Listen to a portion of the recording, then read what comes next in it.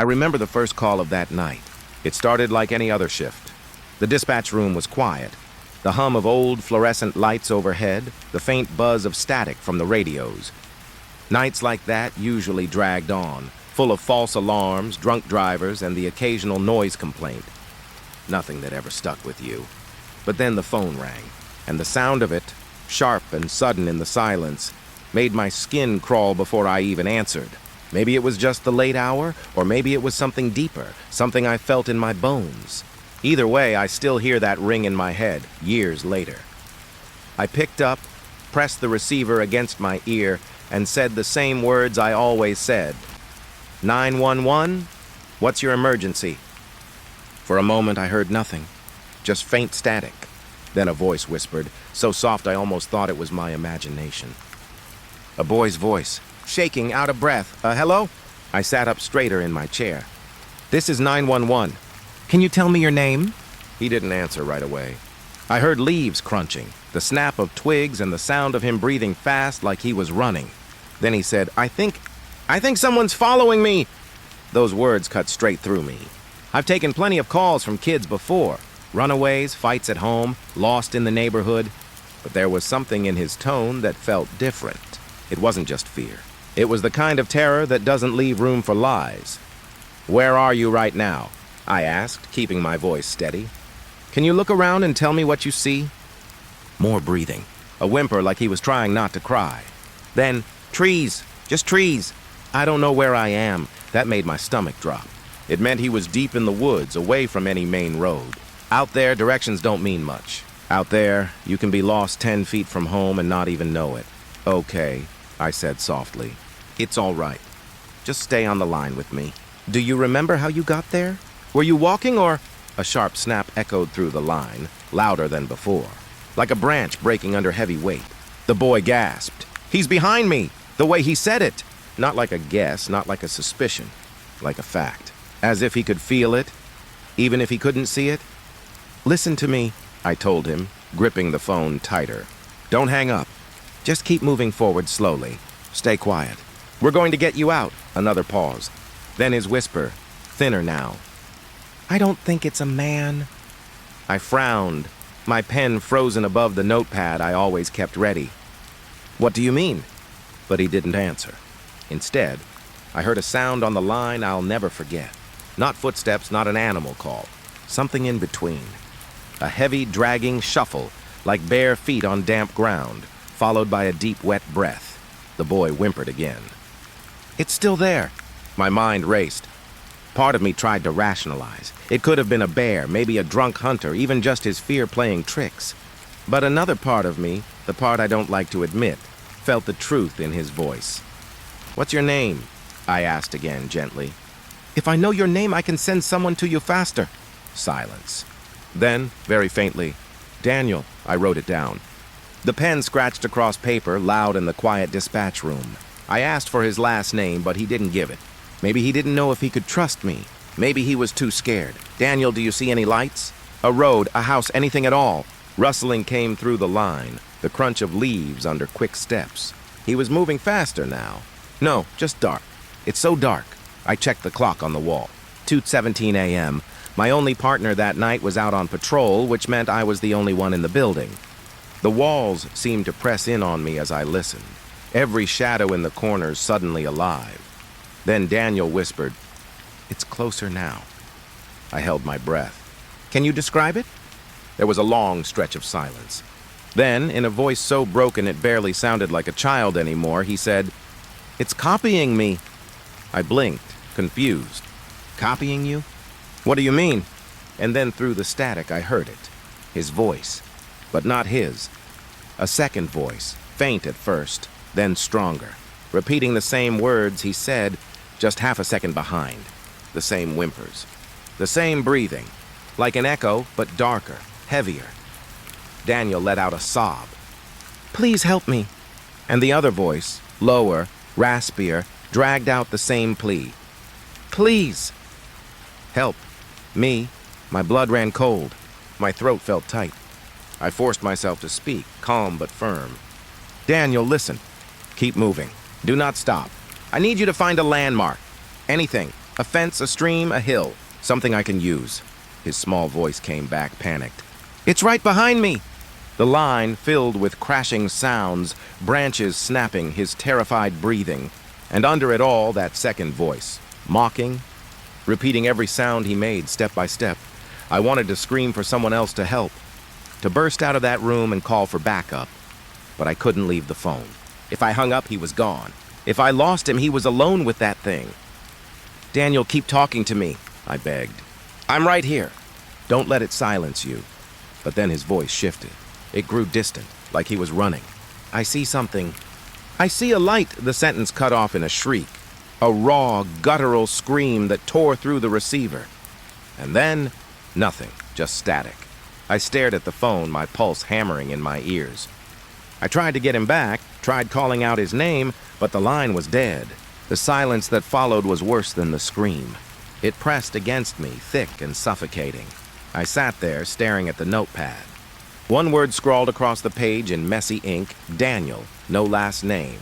No location, nothing else. And the woods stretched for miles in every direction. The official report would later call it an unresolved incident. No trace of him was ever found. No record of a missing child by that name in the area. Nothing to explain what I heard, but I know what I heard. I know his voice. And I know the other one, too. Sometimes, when the dispatch line rings late at night, I hear it again. Not the boy this time. The other one. Whispering. Mocking. Waiting for me to pick up. And every time I do, I wonder if the next voice I hear will be mine. I thought that call was over. After the scream, after the static, I sat there with the receiver pressed against my ear, listening to the empty hiss until my hand started to cramp. Calls drop all the time. People panic, they hang up, they run out of service. That's what I told myself. That's what I tried to believe. But deep down, I knew something was wrong. I knew the line wasn't just silent. It was waiting. I stared at the notepad on my desk. That one word in black ink, Daniel. I whispered it under my breath, testing the sound of it. He had been so real, so desperate. I could still hear the tremble in his voice. The way he said it's copying me, I should have filed it away and moved on to the next call. That's what we're trained to do. Don't carry it with you. Don't get attached. Just keep working. But I couldn't. I kept the headset on, listening to that faint static, like maybe if I stayed long enough, he'd come back. And then, he did. It started with a faint rustle, like dry leaves brushing against the receiver. I froze, holding my breath. The static shifted, dipped lower, almost like the sound of the woods was seeping through the line. Daniel? I whispered. A soft gasp answered me. Quick and shaky, like someone trying to catch their breath. Then footsteps. Fast, uneven, crushing leaves and snapping branches. Daniel, it's me. Stay with me. Can you hear me? No words. Just more of those frantic steps, the sound of him stumbling, and underneath it, something else. At first I thought it was just the interference on the line, a low hum buried in the static. But then it grew louder, deeper, a rumbling that seemed to pulse with each step. A growl, not sharp like a dog, not wild like a bear, something heavier. Something that dragged its breath through the dirt. My chest tightened. Daniel, are you running? Finally, his voice, thin and broken. It's right behind me. I pushed the notepad aside and pulled the map of the county closer, though I knew it wouldn't help without a location. Listen to me. Don't stop. Just keep talking. I need to know where you are. But he wasn't listening. His words came fast, tripping over each other. It's big. It's so big. His breathing hitched, cracked into a sob. I can feel it. The line filled with the sound of his running, branches whipping past him, and then, there it was. A heavy thud, not his footsteps. Something larger.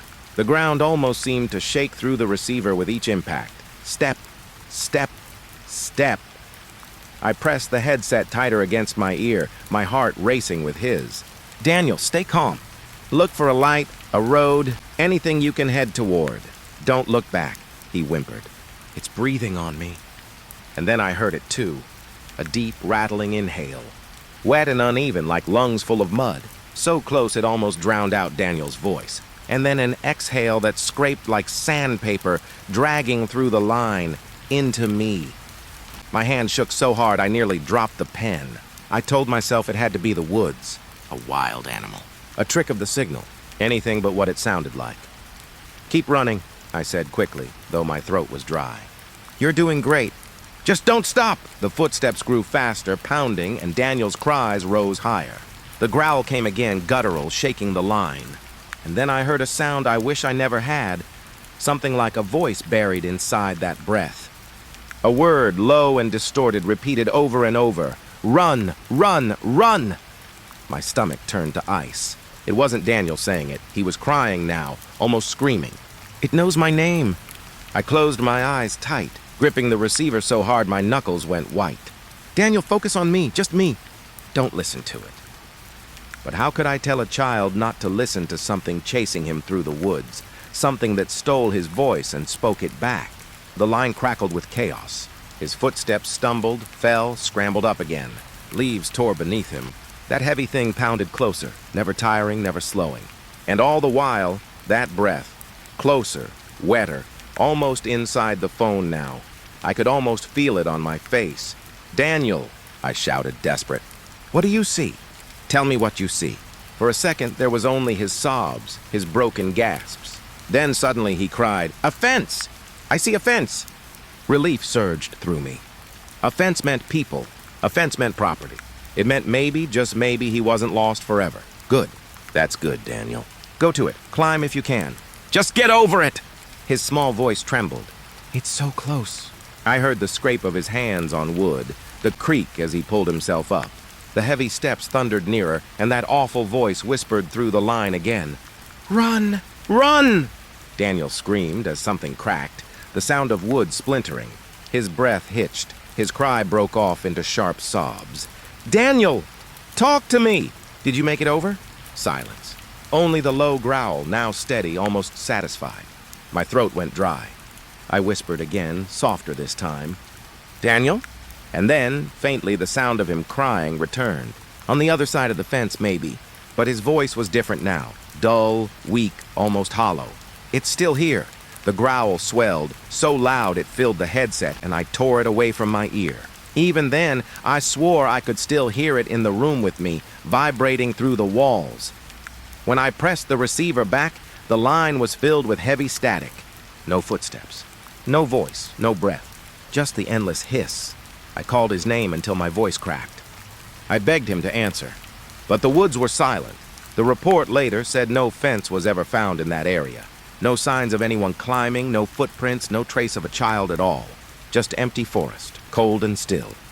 But I remember the sound of that breath, that weight in every step, that word in the growl dragging through the phone.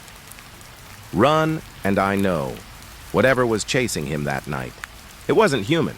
I thought the call was finished. After the scream, after the silence, I just sat there with the receiver pressed to my ear, listening to nothing but the hum of static. Calls drop all the time. People hang up. Batteries die. But this one didn't feel like that. It felt wrong, like the line itself wasn't empty at all, but waiting for something. I stared at the notepad on my desk, the word I'd written in shaky ink, Daniel. His voice still echoed in my head. The way it cracked when he said he was being copied, the way he begged me not to hang up. I should have logged it and moved on to the next call, but I couldn't. I couldn't let go of that silence. And then, it shifted. At first, it was just a faint rustle, so soft I thought it was my imagination. But then I heard it clearer, leaves brushing, twigs snapping, like someone was moving through the woods again. My chest tightened. "Daniel?" I whispered. A sharp gasp answered me. Quick, shallow, desperate. And then the sound of footsteps pounding through the forest floor, unsteady, stumbling, rising and falling. My hands shook as I gripped the phone tighter. "Daniel, it's me. Can you hear me?" There was no reply, just his frantic steps. And beneath them, something else. At first it was low, buried in static. A hum, almost like the line itself was breathing. Then it grew, deeper, rougher. A growl that rolled through the wire, vibrating in my ear. My pulse spiked. "Daniel, are you running?" Finally, his small voice broke through, choked with panic. "It's right behind me." I slid the map of the county closer, though I knew it was useless without a location. Don't stop. Just keep talking to me. What do you see? He sobbed through the phone. It's big. It's so big. Then came the sound that made my skin crawl. A heavy thud. Not his quick, frantic steps. Something larger. Each impact shook through the line like the ground itself was moving. Step, step, step. Daniel, listen to me, I said, though my voice wavered. Keep going forward. Don't look back. Just focus on me. His whisper trembled. It's breathing on me. And then I heard it too. A deep, rattling inhale dragged through the phone, wet and uneven, like lungs full of mud.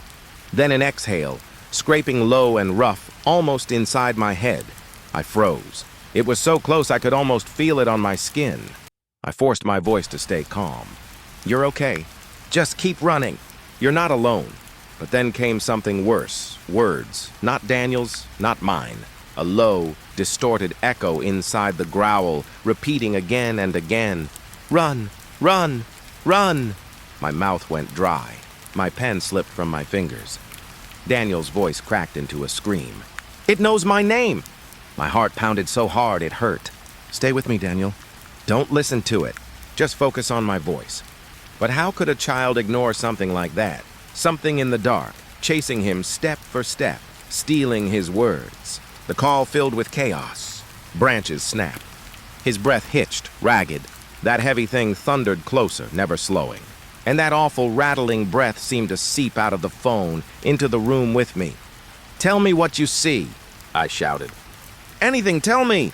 For a moment there was only his sobs. Then suddenly, a fence! I see a fence! Relief crashed through me. Good, go to it. Climb if you can. Just get over it. His voice wavered. It's so close. The line erupted with the sound of wood creaking, hands scrambling. Then a crack. Something splintering. Daniel cried out in pain. Daniel! Did you make it over? No answer. Only that low growl, swelling louder, almost triumphant. I whispered again. Daniel. And then, faintly, he came back. His voice thin, hollow. It's still here. The growl roared through the headset, so loud I ripped it away from my ear. Even without it, I swore I heard the sound in the room, vibrating in the walls, in my chest. When I pressed the receiver back, the line was nothing but static again. I begged for him to answer. I called his name until my throat ached, but there was nothing. Just the hiss of emptiness. Later, the report said no fence existed in that part of the woods. No footprints, no broken branches, nothing at all. As if no child had ever been there. But I know what I heard. His frantic steps, his crying, that heavy thing behind him, and that word, buried in its breath. Run. And I know with every bone in me, whatever chased him that night was not human. After that second call, I didn't move for a long time. I sat there at my desk, staring at the phone, my hands still trembling from the sound of that growl, from the weight of those heavy steps that somehow seemed to echo through the line and into the walls around me. Dispatch rooms always feel a little empty at night, but after that call, it felt like the room itself was listening. The notepad was still in front of me. Just one word scribbled on it, Daniel. That name carried so much weight now. It was the only anchor I had, the only proof that I hadn't just imagined the entire thing. A name written down on paper, a boy's voice etched in my memory, and a sound I never wanted to hear again. I should have closed the report. I should have called it in. But my fingers just hovered over the keyboard, frozen, because deep inside I knew the call wasn't over. Not really, I was right. The phone rang again. That sharp sound cut straight through me and I jumped like I'd been shocked. I don't remember picking up the receiver. I don't even remember breathing. All I know is that my voice cracked when I said, 911, what's your emergency? The line hissed with static. For a moment, I thought it was nothing. Then I heard it. Hello? That same trembling voice. Daniel. My chest clenched so tight it hurt. Daniel, is that you? Can you hear me? Yes, just that one word. Small, broken, but alive. I swallowed hard, leaning forward, desperate to keep him on the line. Okay, stay calm. I'm here with you. Can you tell me where you are now? There was a long pause. Then, softly, where you are now. I froze. I thought I had misheard him. Maybe the signal was cutting. Maybe he was repeating my words because he didn't understand. I tried again. I need to know your location, Daniel. Tell me where you are. The answer came back, a perfect copy of my tone. I need to know your location, Daniel. Tell me where you are. Every hair on my arm stood on end. My own words thrown back at me, but thinner, higher, dripping with something that wasn't quite human. I tried to steady my breathing. Daniel, are you alone? The line crackled. Then, Daniel, are you alone? My throat went dry. Stop it, please. Just talk to me. And again, with a faint giggle this time, the same words. Stop it, please. Just talk to me. I sat frozen in my chair, gripping the receiver so hard my hand ached. The voice on the other end wasn't just repeating me. It was mocking me, stretching out the syllables, twisting them into something cruel. I forced myself to keep going. If you're in trouble, say help. Just that one word. Can you do that for me? Silence. Then the line filled with soft breathing, shallow and uneven. Too close. Too deliberate. And then, in a voice that was almost my own, help! Help! Help! I jerked the phone away from my ear, staring at it like it had turned into something alive. My own voice distorted, feeding back through the line. I whispered, almost without realizing it, "Who's talking?" And the answer came instantly, clear as day. Who's talking? This time it wasn't mocking. It was sharp, angry. I slammed my eyes shut, pressing the receiver tight to my ear again. Daniel, if you can hear me, fight it. Don't let it copy me. Tell me something only you know. Tell me anything. The sound that came back wasn't a child's voice. It wasn't mine either. It was both, layered together. A chorus of whispers, low and high, all saying the same word in unison. Run! My blood went cold. I stood up so fast the chair behind me scraped against the floor. My eyes darted around the empty dispatch room, half expecting to see someone standing there, half expecting the walls themselves to breathe. But the only sound was that whisper on the line echoing in my ear. Run! Run! Run! I shook my head violently, gripping the phone. No, I won't run. I won't leave you. Daniel, are you there? Please, just say something real, the line hissed. Then, very faintly, like it was far away, I heard his true voice. Don't let it in. And then the static swallowed him. I shouted into the receiver, begged him to come back, but all I heard was that faint, dragging breath. It filled the silence like fog, heavy and suffocating. And then, just before the line went completely dead, one final word came through. Not his. Not mine. A whisper so low it barely existed. You. And then, nothing. The call ended. The static stopped. The phone clicked into silence. I stood there in the dispatch room, the receiver hanging limp in my hand, every muscle in my body trembling. The clock on the wall ticked loud enough to make me flinch. The hum of the fluorescent light overhead seemed to buzz with words I couldn't quite make out. I placed the receiver back into its cradle slowly, as if setting down something dangerous. My reflection stared back at me from the dark window across the room, pale and unfamiliar. For a moment, I thought I saw my lips moving, but I wasn't speaking, not anymore. The first call of that shift came in just past midnight. The building was quiet, the kind of silence that weighs heavy on your chest when you're alone at night. The air in the dispatch room smelled faintly of stale coffee, the lights buzzing low and steady above me. I had been staring at the glowing monitors, waiting for something routine, something I could half sleep through. When the phone rang, I grabbed it without thinking. 911, what's your emergency? At first there was no voice, just a faint crackling static, and beneath it, what sounded like quick, shallow breathing. A woman's breathing? Hello? I asked again, sitting up straighter, pressing the receiver harder to my ear. This is 911. Can you tell me what's happening? That's when I heard her, a whisper shaking and broken. Please, oh God, please help me. Her voice was raw, like she'd been crying for hours. My throat tightened. Ma'am, it's okay. You've reached emergency services. Can you tell me your name? A pause, then. Laura, I'm a nurse. I'm in the hospital. I can't! Her words cut off in a sharp gasp. Then I heard it, a violent pounding noise in the background, like fists slamming against a heavy door.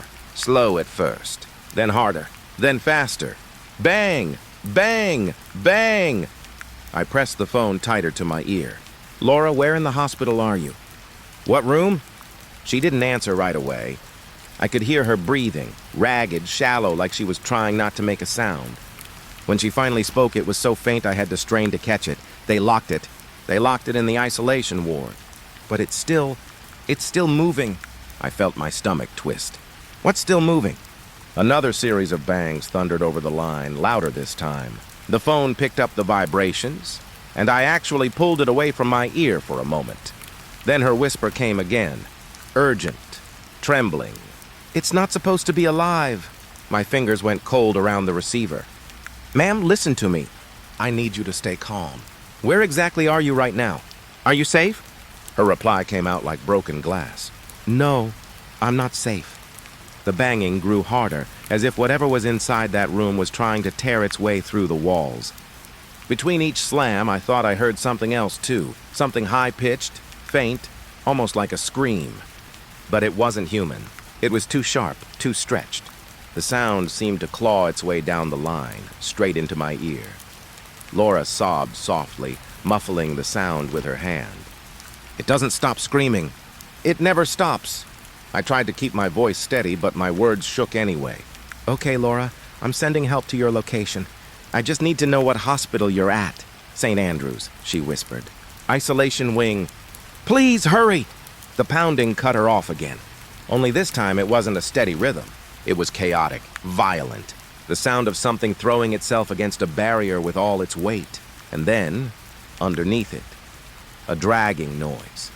Nails, claws, scraping along metal. Her whisper grew frantic, faster, like she couldn't stop the words from spilling out.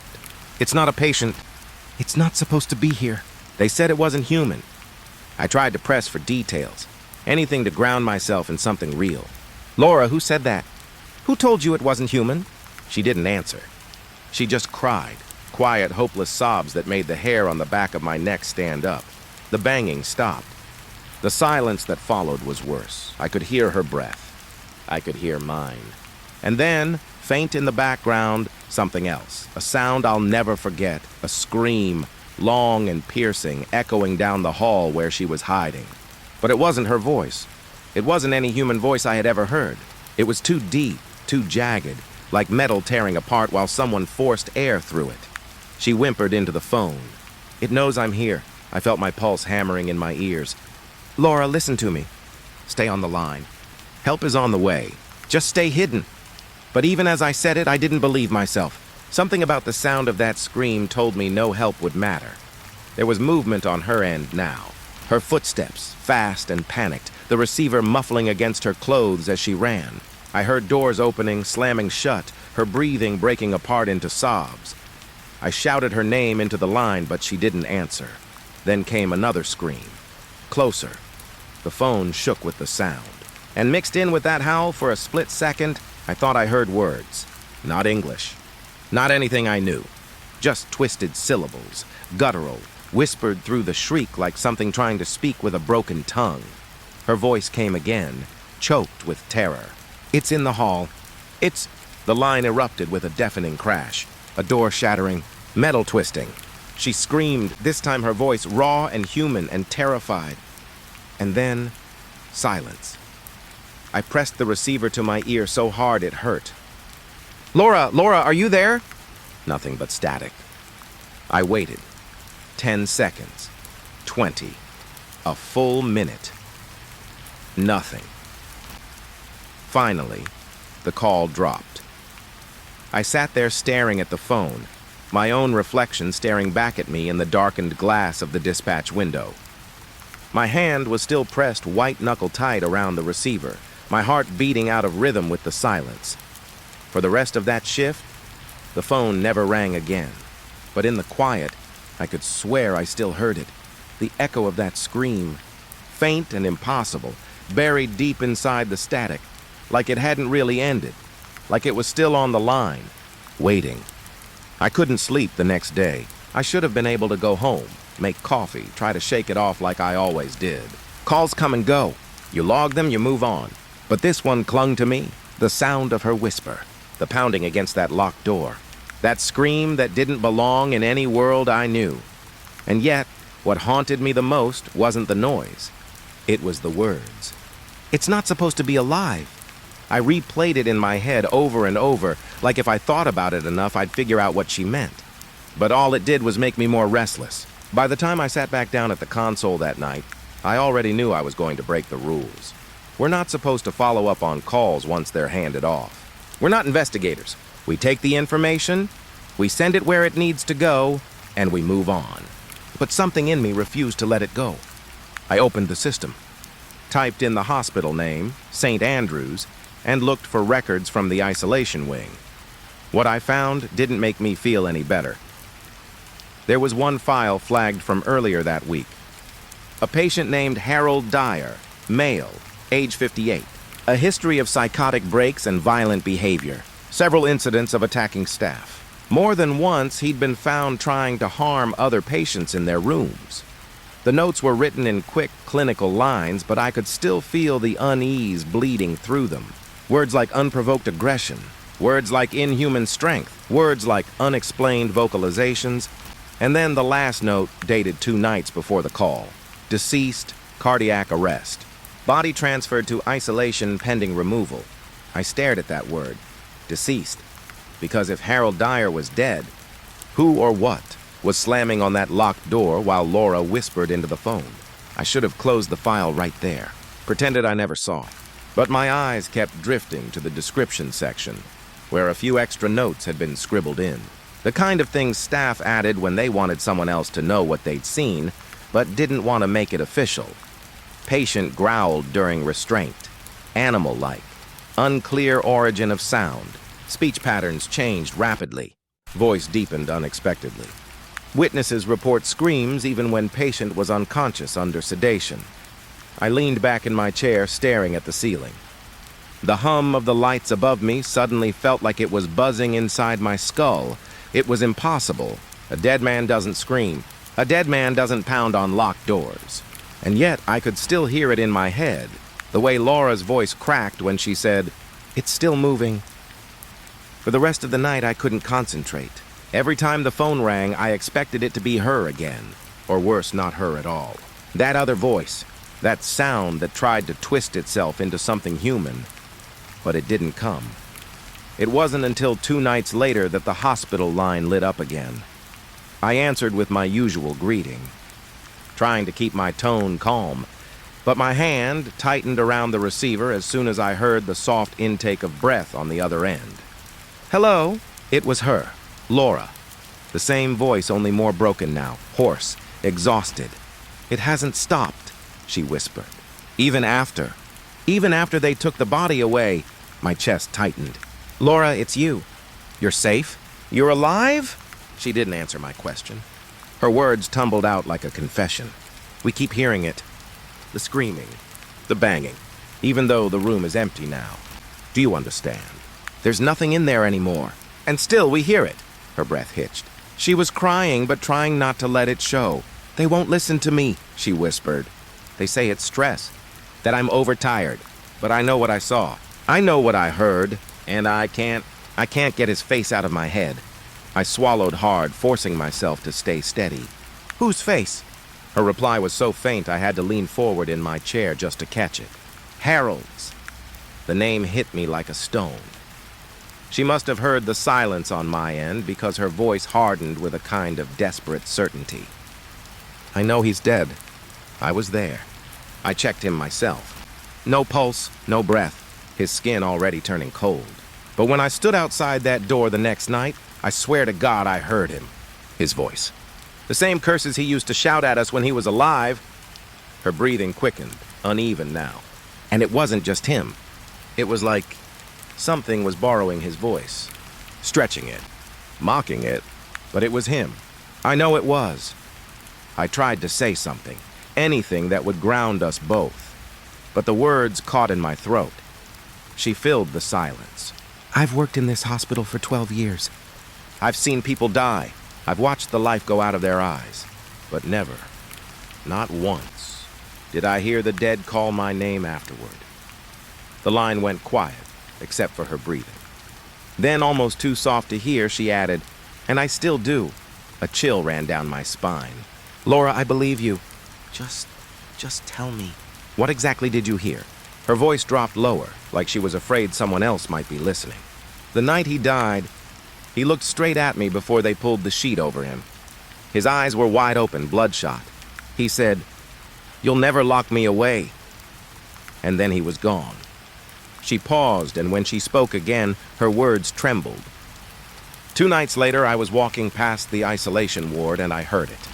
That same sentence, only louder, stronger, like his lungs had never stopped working. "You'll never lock me away." Over and over, coming from behind the locked door.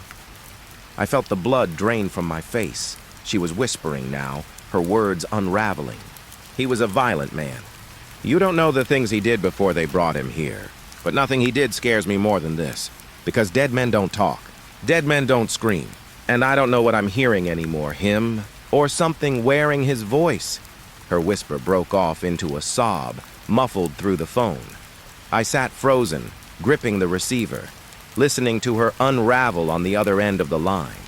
My training told me to comfort her, to give her calm words, but all I could do was sit there. The image of Harold Dyer burned into my thoughts. A corpse under a sheet, a voice that refused to stop speaking. Finally, she spoke again, a whisper so quiet I barely caught it. What if he never really died? The line clicked, and then it was dead. I stayed there long after, the phone still pressed to my ear, staring into the black window in front of me. My reflection looked back, pale and hollow like I was already halfway gone. And deep inside, I knew something with Harold's voice wasn't finished with her, or with me. The next time she called, I almost didn't answer. The phone rang like any other, but the sound of it made my stomach knot. I knew it was her before I even picked up. I don't know how, I just felt it. My hand shook as I lifted the receiver. 911, what's your emergency?" Her voice came through immediately, fast, trembling, on the edge of breaking. "It's back. I can hear it again." I closed my eyes, gripping the phone so tight my knuckles cracked. "Laura, it's you. Listen to me. You're safe. Just tell me where you are right now." "I'm on the 2nd floor, East Hall. They told me not to call again, but I couldn't." She stopped, sucking in a shaky breath. "It's louder tonight. Closer. I don't think I'm the only one who hears it now." Her words sank into me. "What do you mean? Who else hears it?" There was a pause, the sound of her shifting the phone as if checking the hallway. Then she whispered, "The patients. They've been waking up screaming. Some of them say they hear banging in their walls. Others say they hear him whispering through the vents. And one of them swore they saw his shadow walk across their room." My skin prickled. I tried to keep my voice steady. "Laura, listen. You need to stay calm. Stay where you are. That's when I heard it. A low, dragging sound on the line. Like breath, but heavier, deeper. It wasn't Laura. My throat tightened. "Laura, is someone there with you?" Her breath quickened. "You hear it too." I swallowed hard. "Yes, I hear something. Is anyone else in the room?" Her voice dropped lower, shaking. "No, I locked the door. It's just me." And then it came, a voice, not hers, not human, deep, guttural, filled with a weight that made the receiver vibrate in my hand. "Let me out!" The words dragged across the line like rusted chains, each syllable cracked and broken, but still clear. Laura gasped on the other end. "Oh God, no. Please, no!" The voice came again, louder this time, pressing against my ear like it was crawling through the wire itself. "Let me out!" I staggered back in my chair, heart hammering, the receiver slippery in my hand. My training, my logic, none of it mattered in that moment. That voice wasn't supposed to exist. Laura's whisper spilled over the line, frantic, nearly hysterical. "Do you hear it? Tell me you hear it. I'm not crazy. Please tell me you hear it." "I hear it," I choked out. "I hear it, Laura." Her breath hitched, turning into sobs. "It's him. It has to be him. Harold, but he's dead. I saw him dead. Why is he talking to me? Why won't he stop?" I pressed my hand against my forehead, trying to think, but the voice cut through everything again. "Let me out." It was so loud now I thought the line would split open. Laura screamed into the phone. "I won't! You're dead!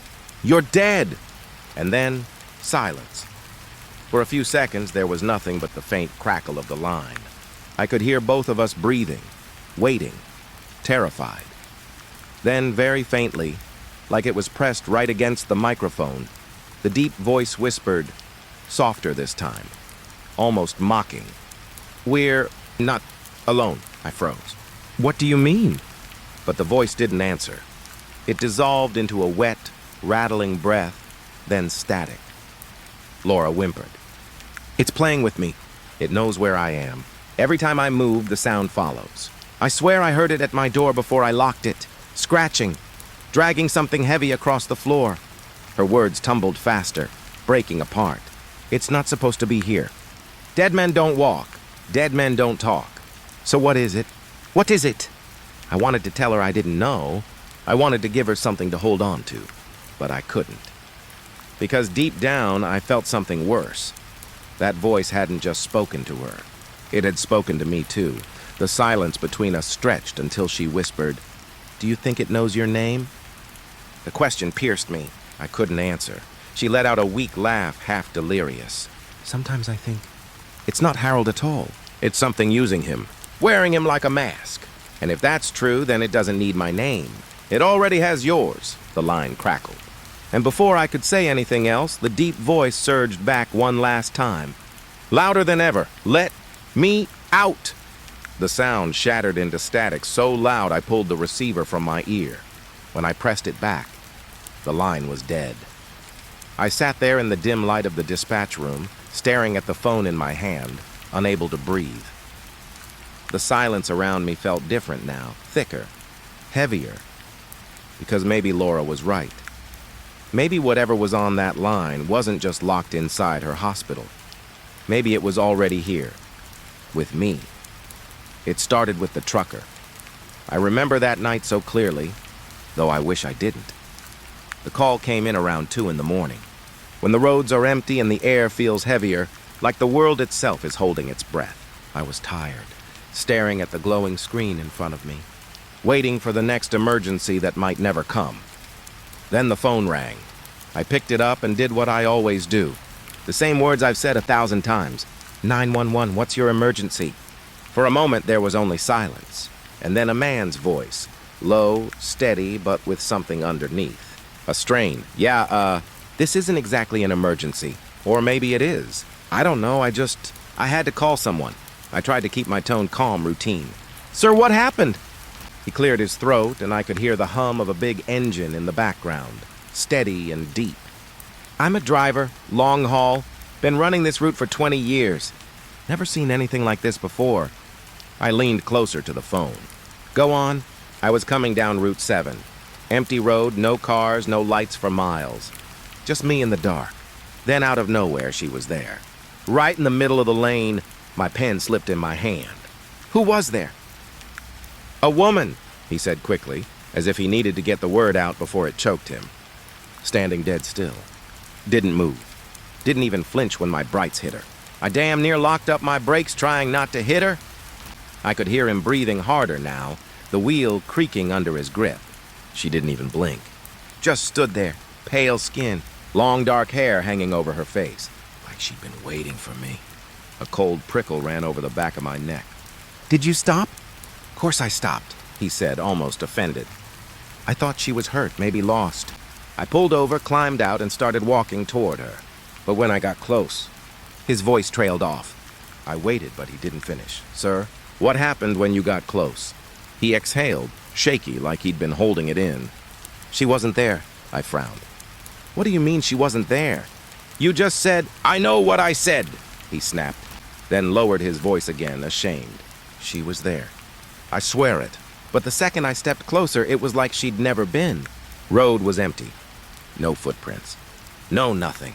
Silence stretched between us, filled only by the low growl of his idling engine. I forced myself to sound steady. Maybe it was your headlights playing tricks. Sometimes shadows can— No. His voice was sharp, cutting through mine. "Don't tell me what I saw. I've been driving these roads longer than you've been alive, probably. I know the difference between shadows and a person. I pressed my lips together, writing notes on the pad in front of me, though my hand shook. All right. Did you see her again? He hesitated. Yeah, about 5 miles down. My stomach sank. She was there again. Same place, same posture, standing in the lane, like she'd been waiting all along. Only this time, he swallowed hard, and when he spoke again, his voice cracked. This time she was closer to my truck, like she'd moved. I felt my chest tighten. Did you stop again? No, he said quickly. Not after the first time. I swerved around her. Kept going. Didn't look back. The line went quiet, except for the faint hum of tires on asphalt. I thought maybe he was done. But then his voice returned, lower, almost to himself. I swear she smiled when I passed. Just a little, like she knew something I didn't. A shiver crawled up my spine. Sir, where are you now? I asked, my voice tight. About 30 miles out from town. But, he stopped. Then, in a whisper so soft I almost missed it. I think she's still with me. My hand froze over the notepad. What do you mean? He didn't answer right away. When he finally spoke, it was uneven, breaking apart. In the mirrors. I keep catching glimpses. Something moving in the reflection. Hair. A face. Standing right at the edge of my trailer lights. When I look straight, there's nothing. But in the corner, she's there. Always there. The hairs on my arm stood straight. Sir, are you still driving? Can you pull over somewhere safe? A gas station, a rest stop, anywhere with people? He let out a harsh laugh. You don't get it. There's nothing out here. Not for another 40 miles. Just road and trees. And she knows that. She knows I'm alone. His breathing grew louder, panic. She's closer now. Every time I blink, she's closer. I think she's trying to get inside the cab. I gripped the phone tighter. Listen to me, stay calm. Keep driving. Keep your eyes forward. She can't hurt you if you don't stop. But he wasn't listening anymore.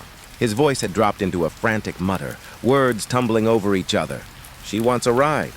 That's all. Just a ride? I can feel it. She's been waiting for someone to pick her up, and I was stupid enough to stop. Now she won't leave me alone. I wanted to say something, anything, but before I could, the line filled with a sound that made my blood run cold. A second voice. Faint, crackling through the receiver. High, thin, almost like it came from far away. Let me in. I froze, staring at the phone, my throat locked shut. The trucker gasped on the other end. Oh God, you heard that too, didn't you? I couldn't speak, couldn't breathe. His voice broke into a sob. She's right at the door. I can hear her nails on the handle. Scraping, scratching. She won't stop. The sound of metal shrieking against metal bled through the line, and I felt sick. Sir, don't stop. Don't open the door. Keep driving. There was a pause. Long, heavy. I thought maybe he'd dropped the phone. Then he whispered, so soft I almost didn't catch it. I think she's already inside. The line went dead. I sat there in the glow of the monitors, clutching the receiver to my ear, listening to nothing. My chest felt hollow, my stomach twisted in knots. For the rest of the night, I waited for him to call back. But he never did. And I never forgot the way he said those last words, like he'd already given up, like she was already sitting beside him. The second call came only a week later. I'd almost convinced myself the trucker's story was just exhaustion. A hallucination born from too many miles and not enough sleep. I wanted to believe that, needed to believe it. But when the next caller spoke, I felt the old fear claw back inside me. It was a younger man this time, maybe mid-30s. His voice was shaky but steady enough that I could tell he hadn't been drinking. His words were too clear. He said, I don't think I'm alone in my car. I sat up straighter, my pen hovering above the notepad. Sir, what do you mean? There was a pause. His breath came through, shallow, uneven. I was driving home from a late shift. Empty road. It's always empty this time of night. Then I saw her, a woman, standing on the shoulder, just standing there. My chest tightened. I slowed down. I thought maybe she needed help. Her clothes looked wrong, like she'd been out there too long. A dress, torn at the bottom, hanging loose, hair covering most of her face. She wasn't waving, wasn't moving at all. Just watching the road, the caller's voice cracked. And then, She wasn't there. I leaned closer to the phone. What do you mean she wasn't there?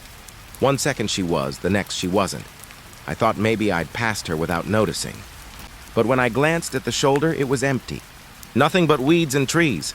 I tapped my pen against the pad, slow and nervous. And then what happened? He inhaled sharply, like dragging air into lungs that didn't want it. She was in my car. For a moment, I couldn't even process what he'd said. I stared at the receiver in my hand, waiting for him to repeat it. She was in the passenger seat, he said again, his voice thinner now, almost breaking. I didn't hear the door. Didn't see her climb in. But when I looked to my right, she was sitting there, buckled up like she belonged. A chill moved through me. I swallowed hard. What did she do? Nothing. That's the worst part. She didn't look at me. Didn't speak. She just sat there facing forward, her hair falling over her face. Her hands folded neatly in her lap, like she was just waiting. He let out a sound, halfway between a laugh and a sob.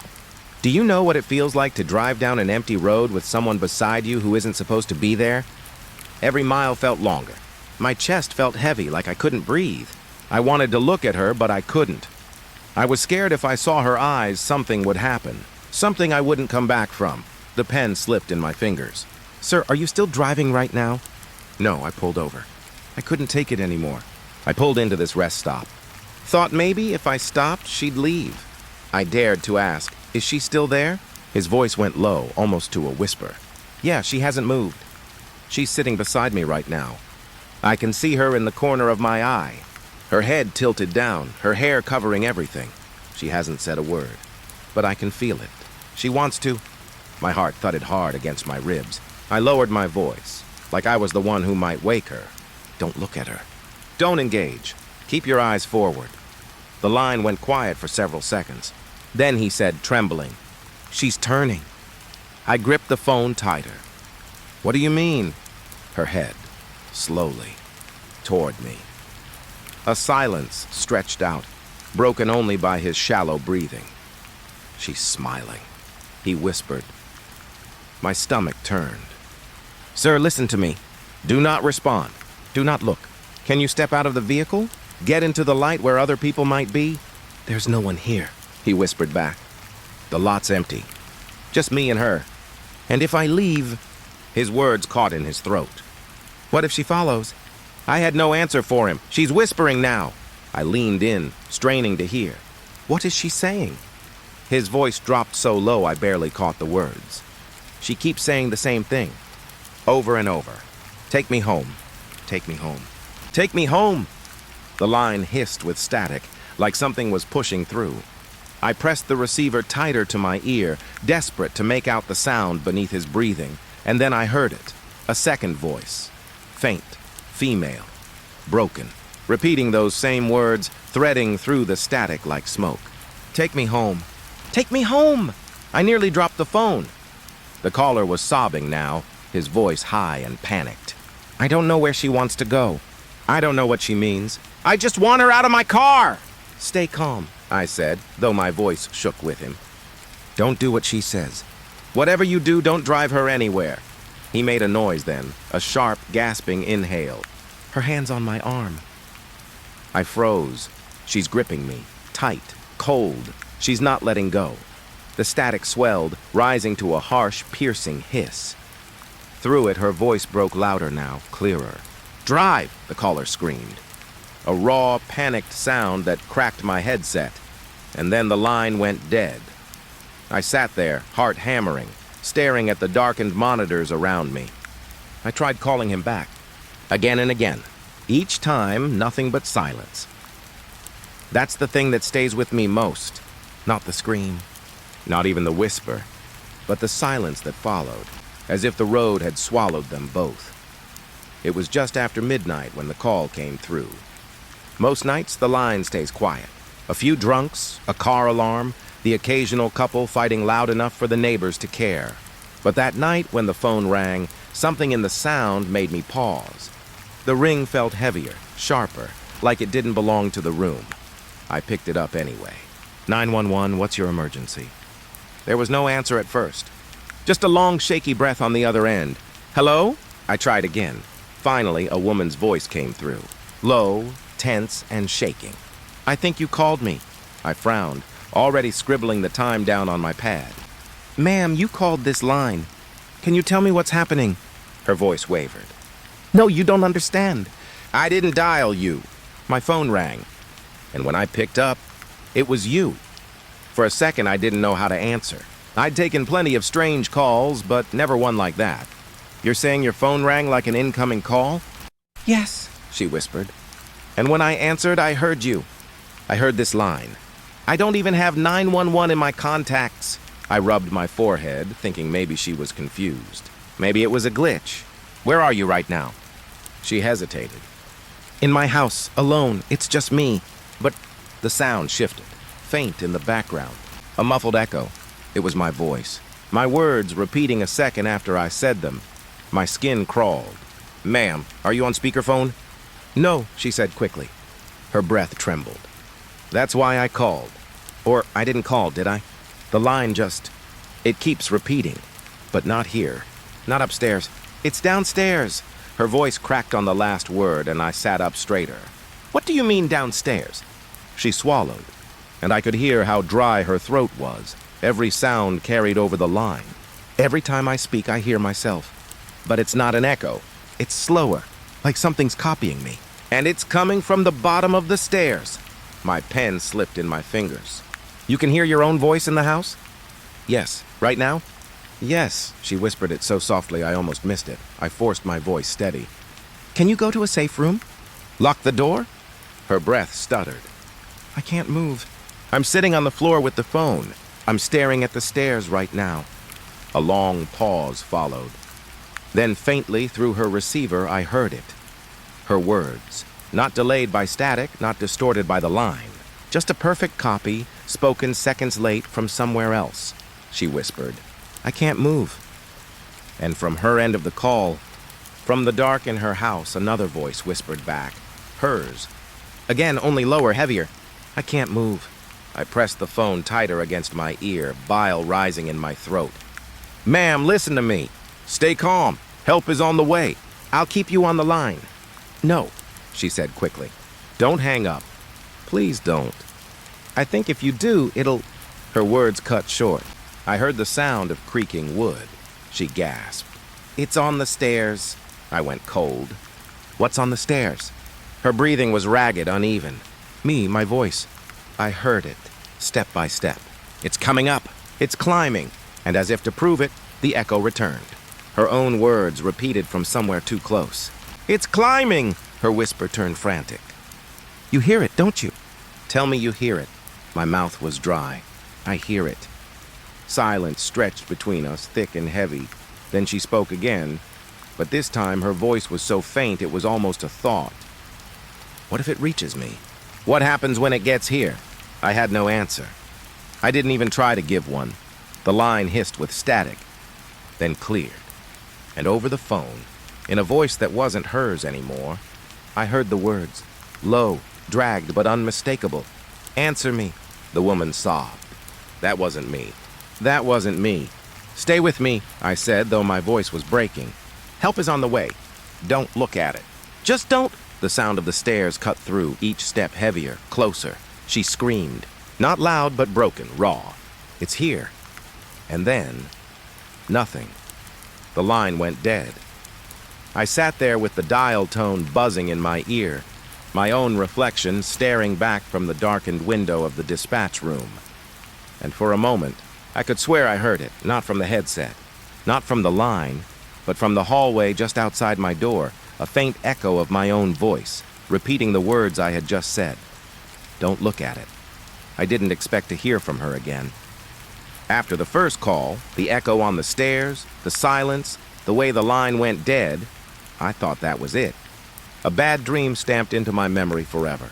But 3 nights later, just before 2 a.m, the phone rang again. I answered, my throat already tight.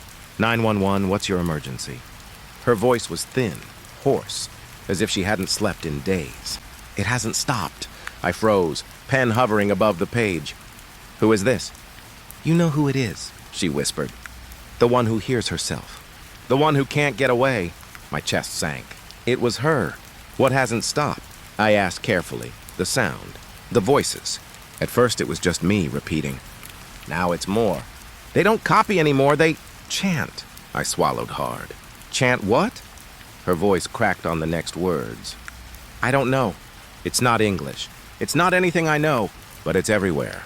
In the phone, in the walls. I can't turn it off. Her breath came fast, uneven. I could hear the room around her, hollow and sharp, like every surface was humming. I thought it was in my head, she said. But I recorded it, played it back, and it was still there. Do you understand? It's not just me. It's real. For a moment, I couldn't breathe. Then I asked, where are you right now? In my living room. I tried sleeping in my bedroom, but the walls wouldn't stop buzzing. It's like the plaster itself is carrying the sound. Her voice dropped to a whisper. It's doing it now. Do you want to hear? Before I could answer, she lifted the phone. At first, all I caught was static. A soft hiss like an old radio between stations. Then, buried deep inside, something began to form. Low, droning voices. Not one, but many. Muffled, like they were speaking from under the floorboards. The cadence was steady, rhythmic, like a prayer. My fingers clenched around the pen. I couldn't understand the words, but I felt them. Heavy, ancient. Each syllable dragged over the line like stone grinding on stone. Then, through the noise, one voice rose above the others. Sharper, closer. It said my name. I nearly dropped the receiver. Ma'am, did you hear that? Did you hear what it said? She brought the phone back to her mouth, frantic now. It says names. It started with mine, over and over like it wanted me to answer. Then it started saying others. People I don't even know. But just now, she choked. You heard it too, didn't you? My skin prickled. Yes, her breath stuttered. Then it's not just me. It's reaching out to you too. I shook my head even though she couldn't see. No, it's just interference. Some kind of feedback. Don't lie to me, she snapped, her voice sharp, panicked. You heard it.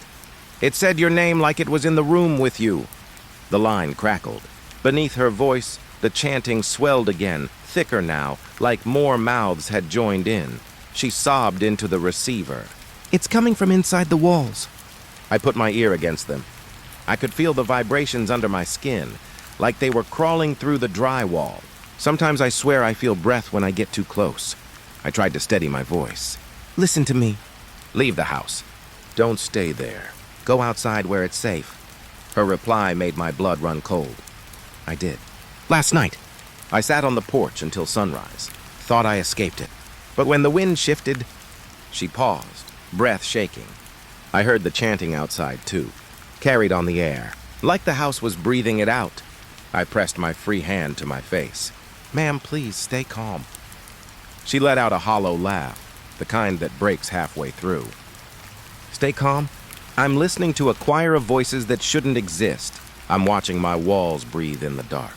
And you want me calm? The line crackled again, and for the briefest second, I thought I heard something slip between her words. A faint, drawn-out whisper. Let us in. I sat rigid, every nerve on edge. Did you hear that? I asked. Her reply was broken, frantic. They've been saying it for hours. Sometimes it's let us in, sometimes it's let us out. I don't know which is worse. A long silence followed. I could hear her trembling through the phone.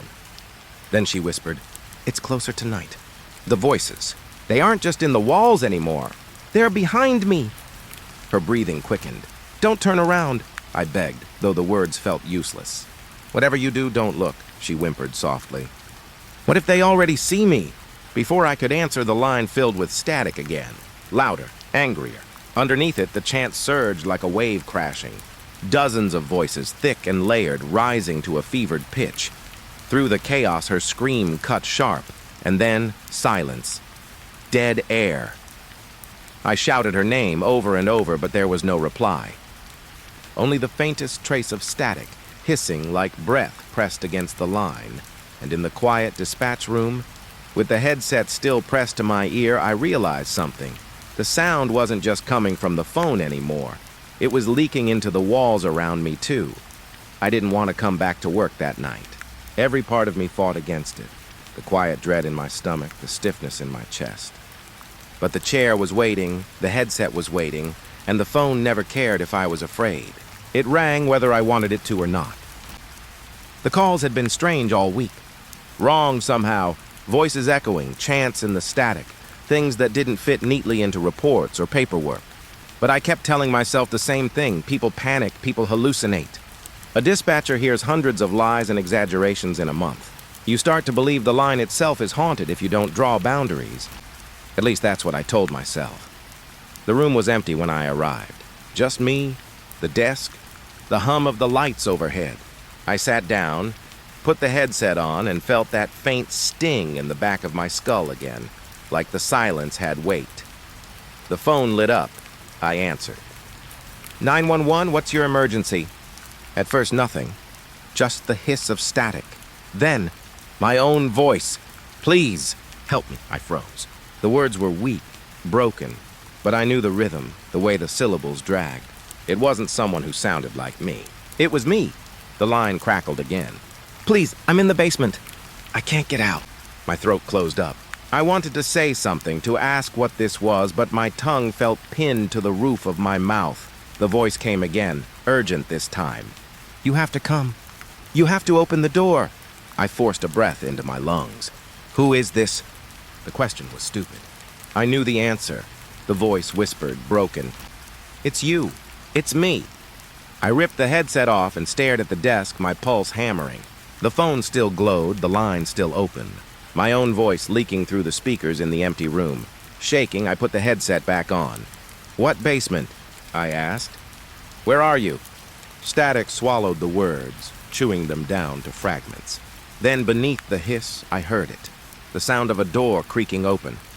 Hinges whining, slow, heavy, and after that, the sound of my own breathing. Not over the line. Not through the headset. In the room with me, I spun in my chair, scanning the dispatch office. Empty. Just blank walls, shadowed corners, the soft whine of fluorescent light. But I could hear it. Breathing that matched mine, just slightly out of sync.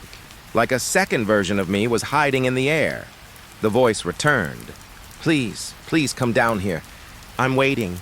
A chill crawled down my spine. Down where? The static thickened, drowning the answer, but the words still broke through. Basement. The call ended with a sharp click. Dead air.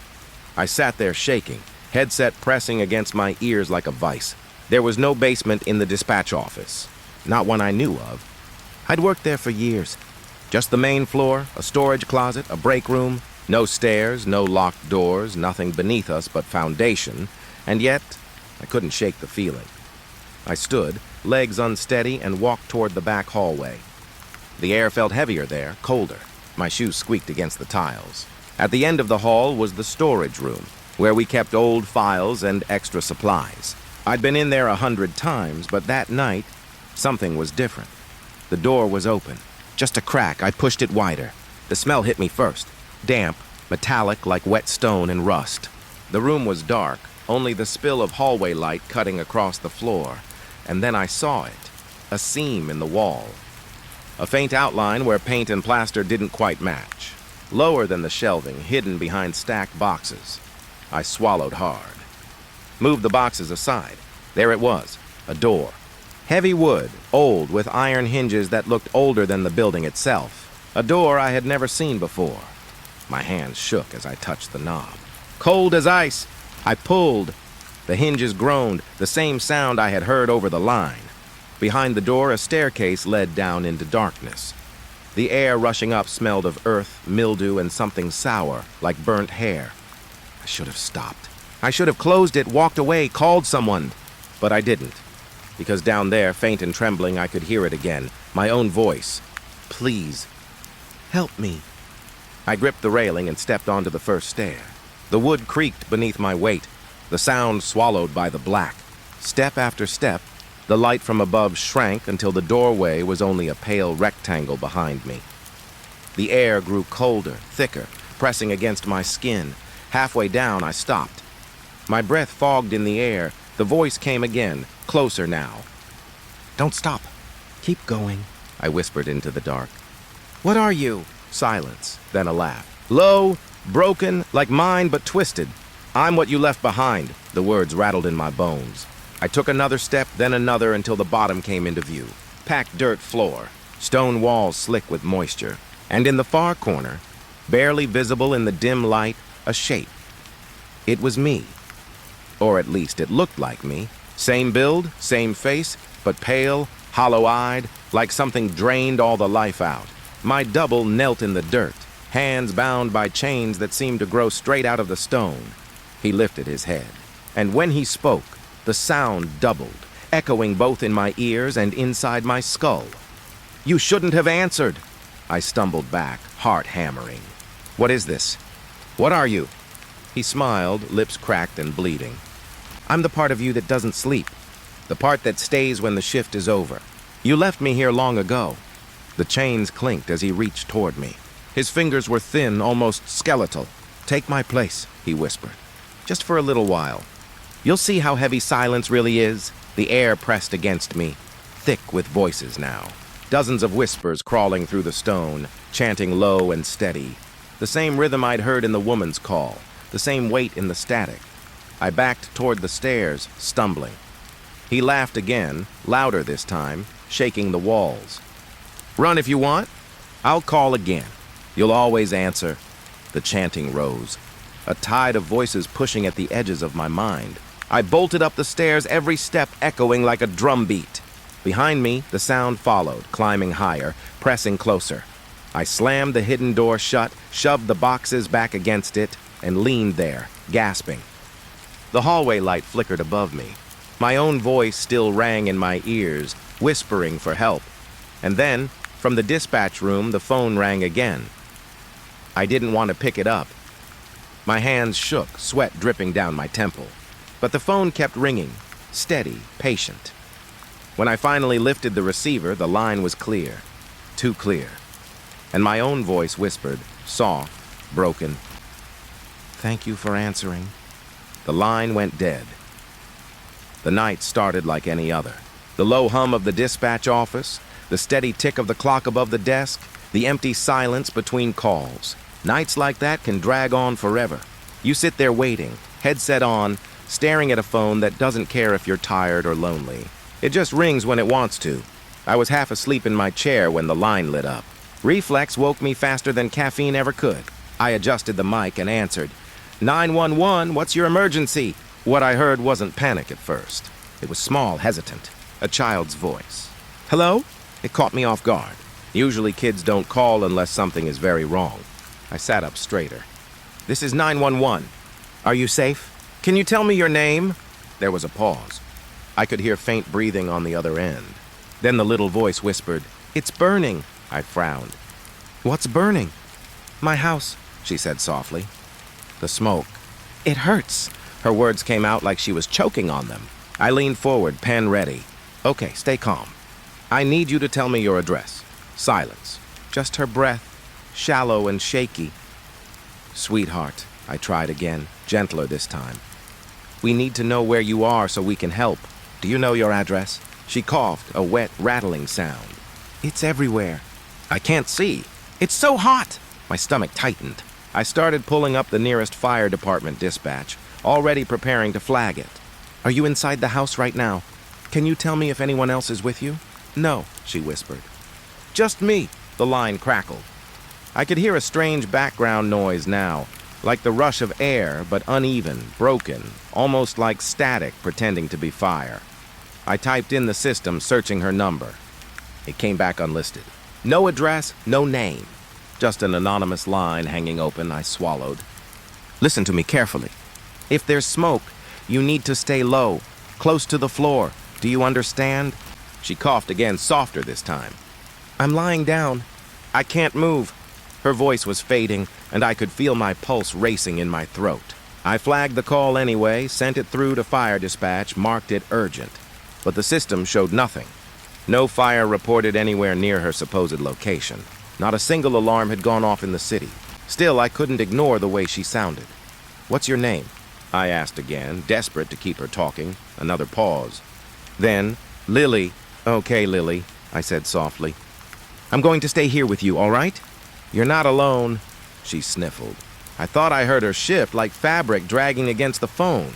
Can you see anything? Flames? Windows? Her breathing hitched. It's black. All black. I can't find the door.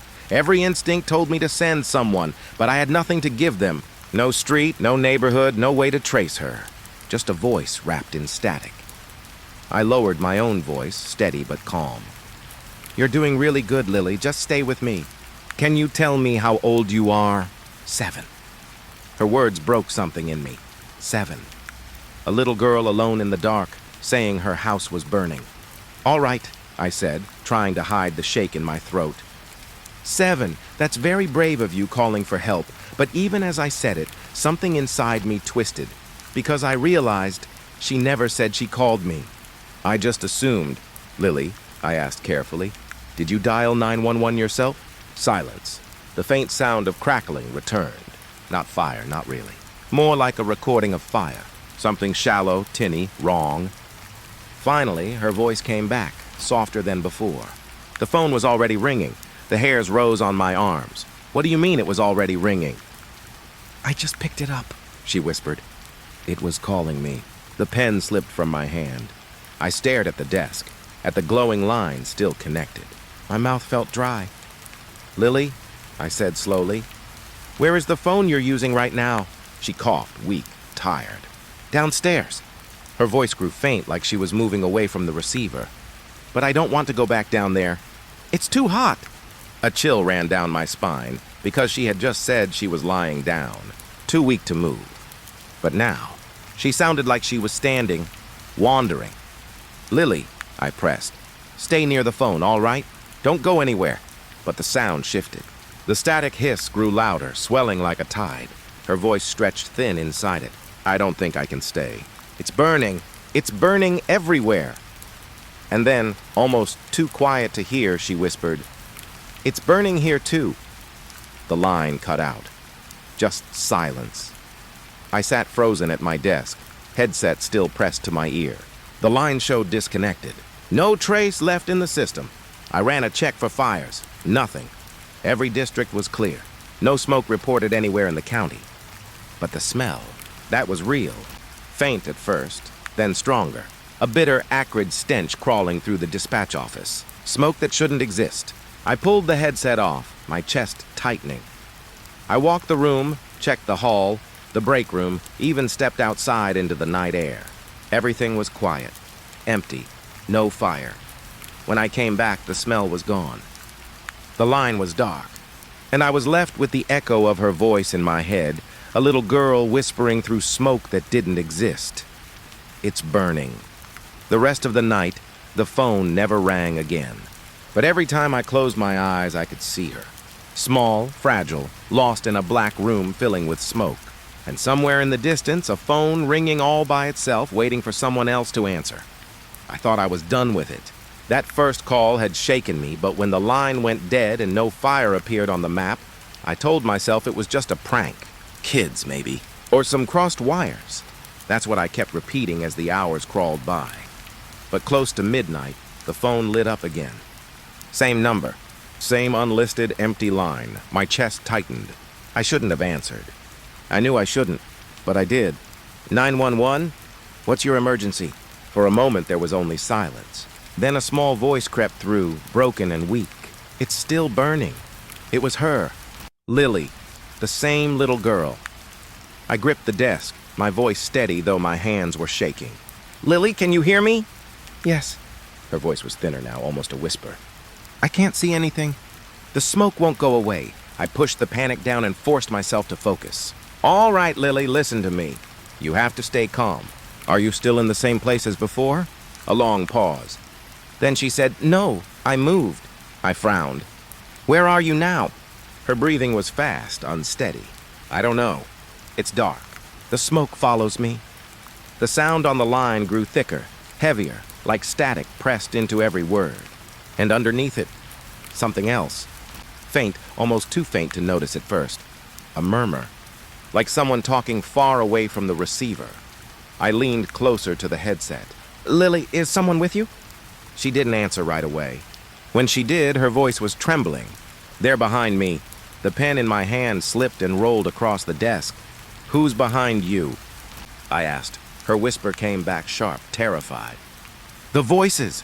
The background noise swelled, carrying with it something I couldn't explain. It wasn't just static. It wasn't fire. It was layered, like whispers folding over each other, speaking words I couldn't understand. "What are they saying?" I pressed, though my throat was dry. Her answer was so quiet I barely heard it. "They're calling my name." Goosebumps crawled up my arms. I lowered my voice, as if the others on the line could somehow hear me too. "Lily, I need you to tell me if you see them." She started crying softly, muffled sobs mixing with coughs. "They're standing in the smoke. I can't see their faces." My hand hovered over the screen, trying once more to trace the number. Nothing. Blank.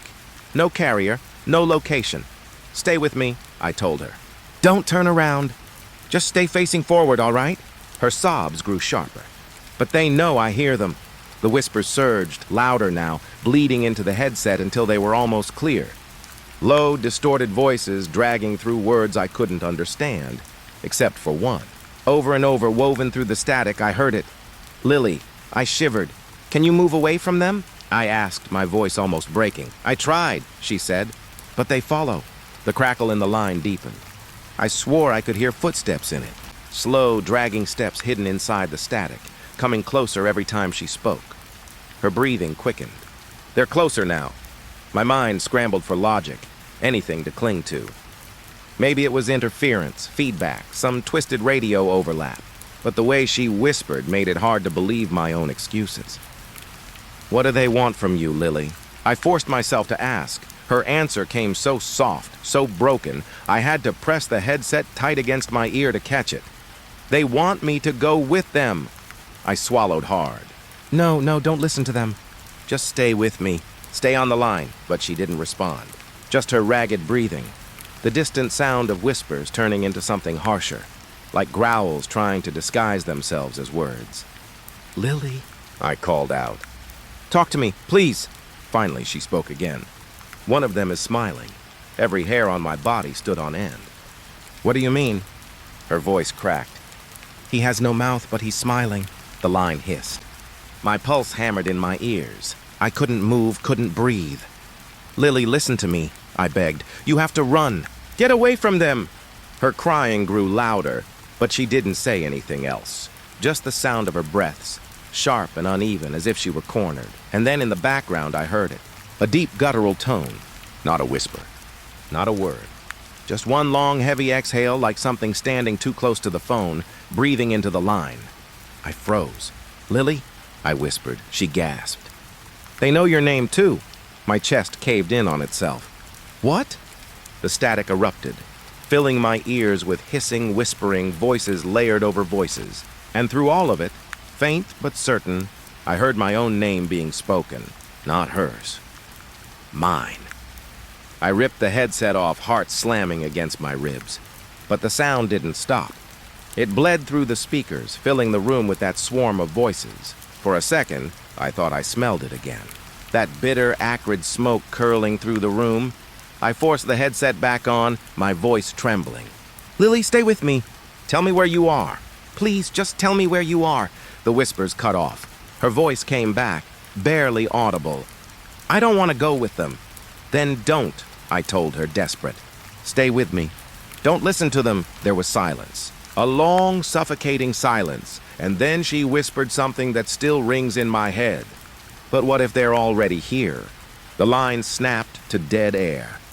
I sat there frozen, staring at the blank screen, the silence pressing into my ears until it hurt. No fire, no trace, no explanation.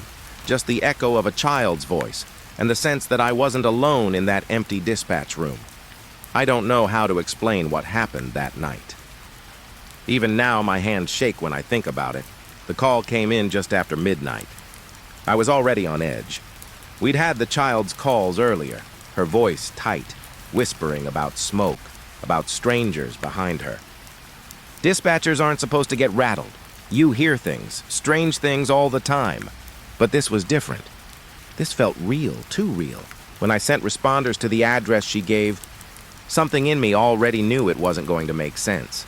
The house was supposed to be just a normal home, a two-story place in an old neighborhood. But when the first responders pulled up, they went quiet on the radio.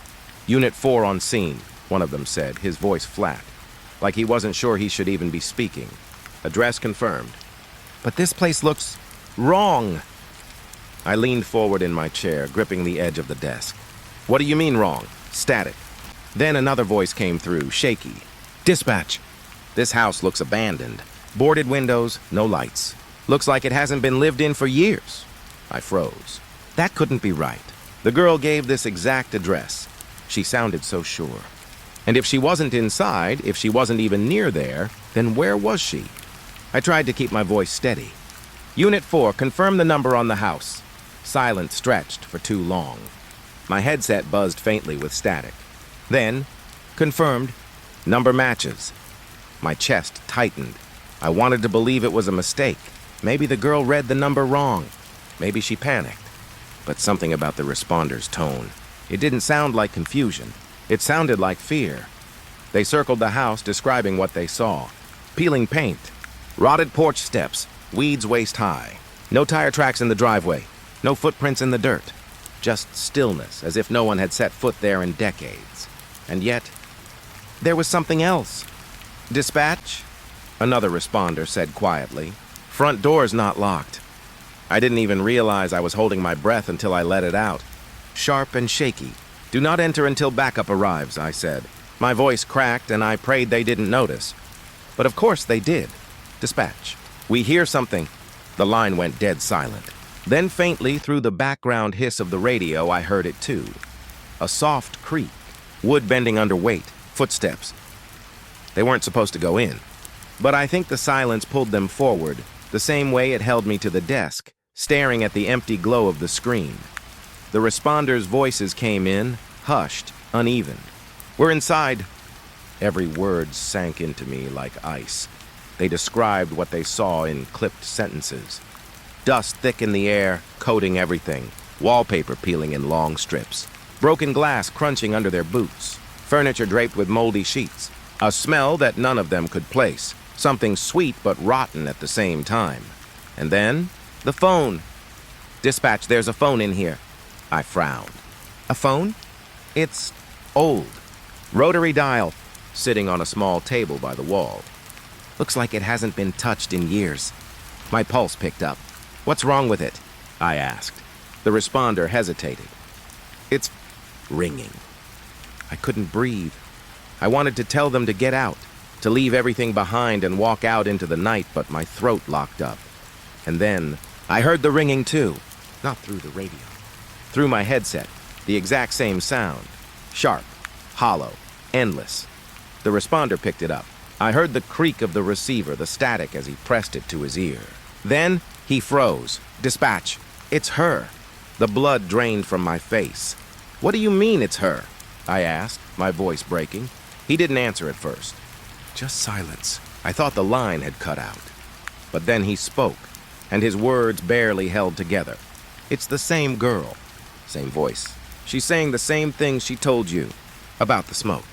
About the people calling her name. I slammed the mute button and sat there in silence. My thoughts spun, twisting in on themselves. How could that be possible? How could they be hearing her through a phone in a house that was supposed to be abandoned for years?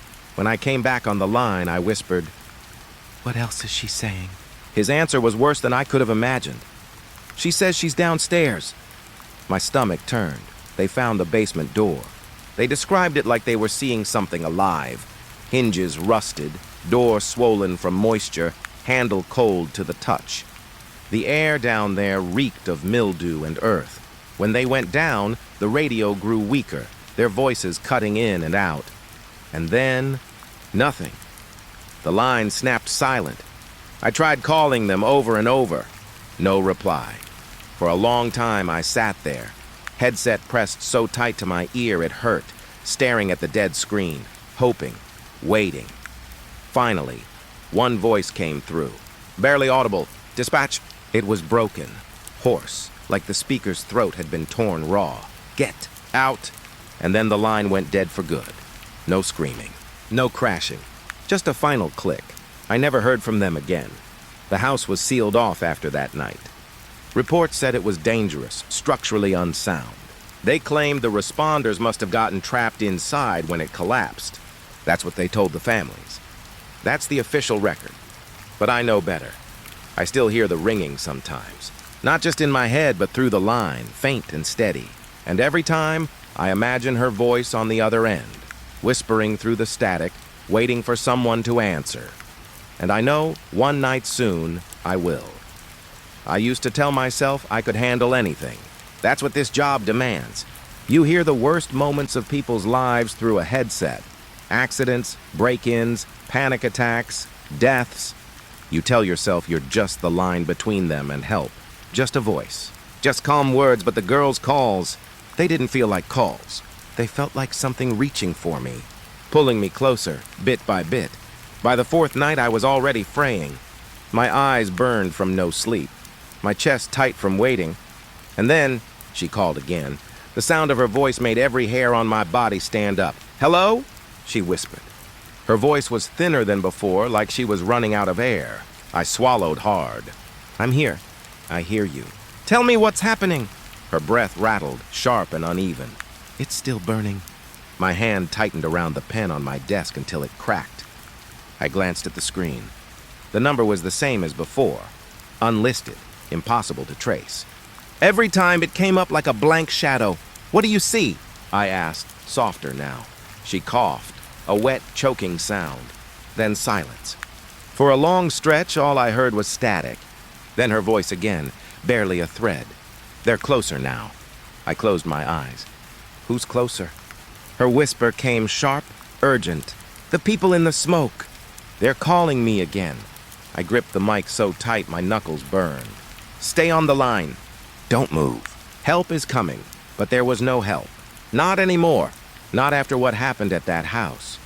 The thought of the responders, their last broken message, the silence that swallowed them, stabbed through me.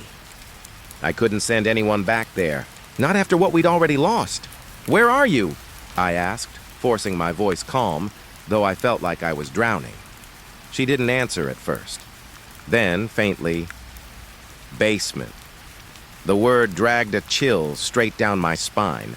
I wanted to scream at her, to leave, to run, but my throat locked up. The basement.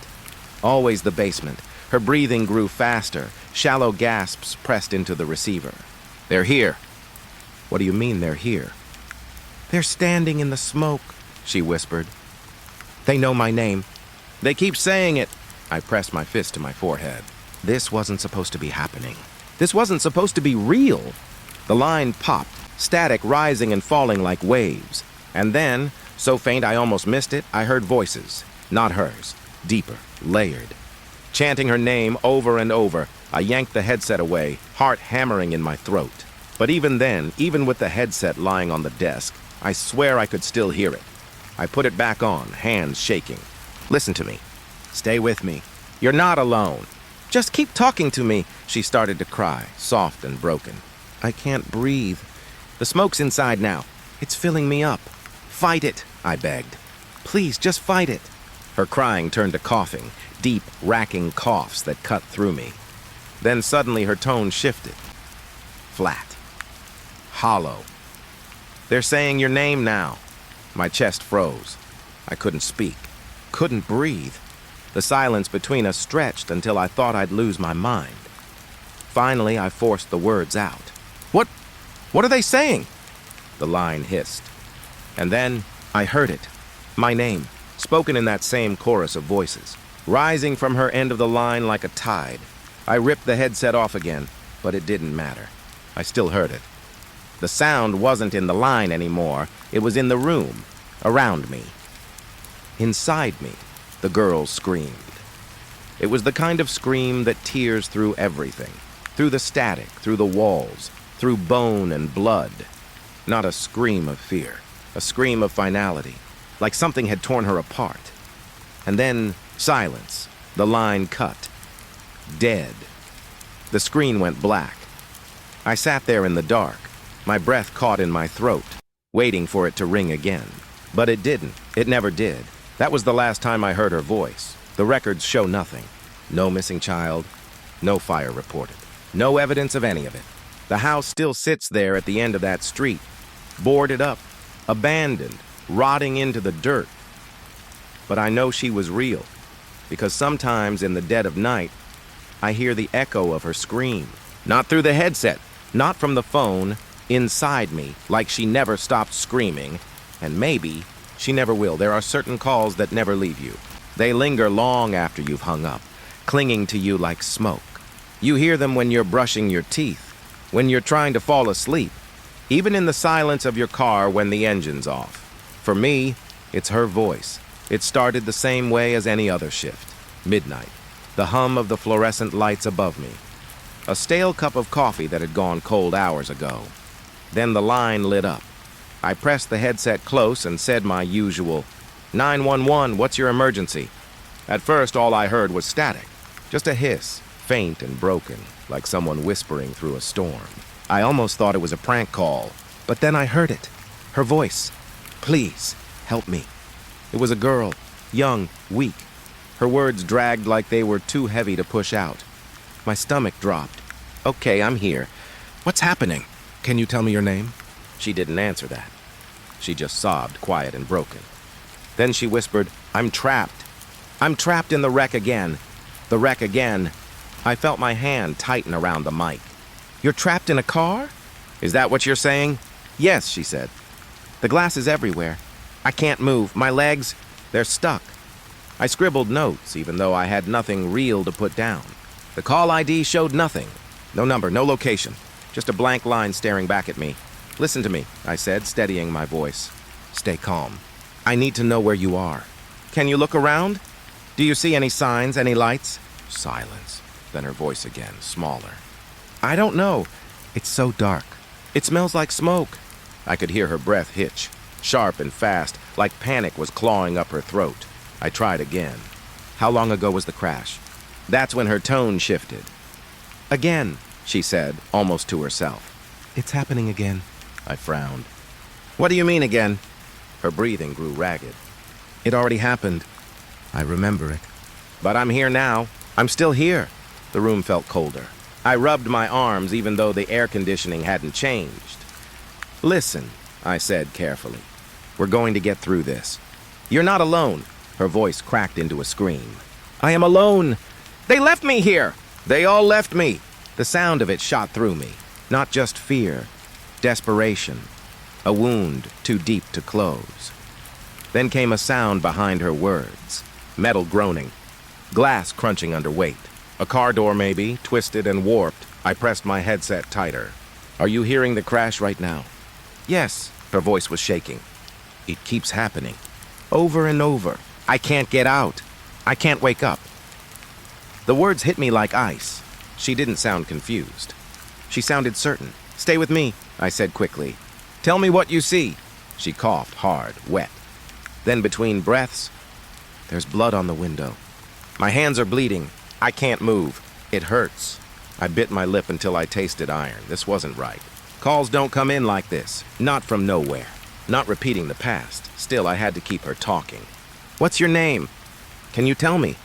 For the longest time, she said nothing. Then, in the smallest whisper, Emily. I wrote it down even though I knew it didn't matter. There was nowhere to send anyone. No map to follow. Just a voice in the dark. Emily, I said gently. Listen to me. You're safe right now. You're on the line with me. I'm not leaving you. Her reply came broken, scattered by static. You can't stop it. Stop what? The crash. And then it happened. The sound tore through the line, the shattering of glass, the twisting scream of metal. A thunderous impact that rattled in my headset like the wreck was happening inches from my ear. I yanked the headset back, but I still heard it. Tires squealing. A scream, her scream, splintering through the noise, and then silence. The line went dead. I sat frozen, staring at the blank screen. My pulse hammered in my throat. I knew what I'd heard. Not a prank, not a glitch. It was real. But when I checked the logs, there was nothing.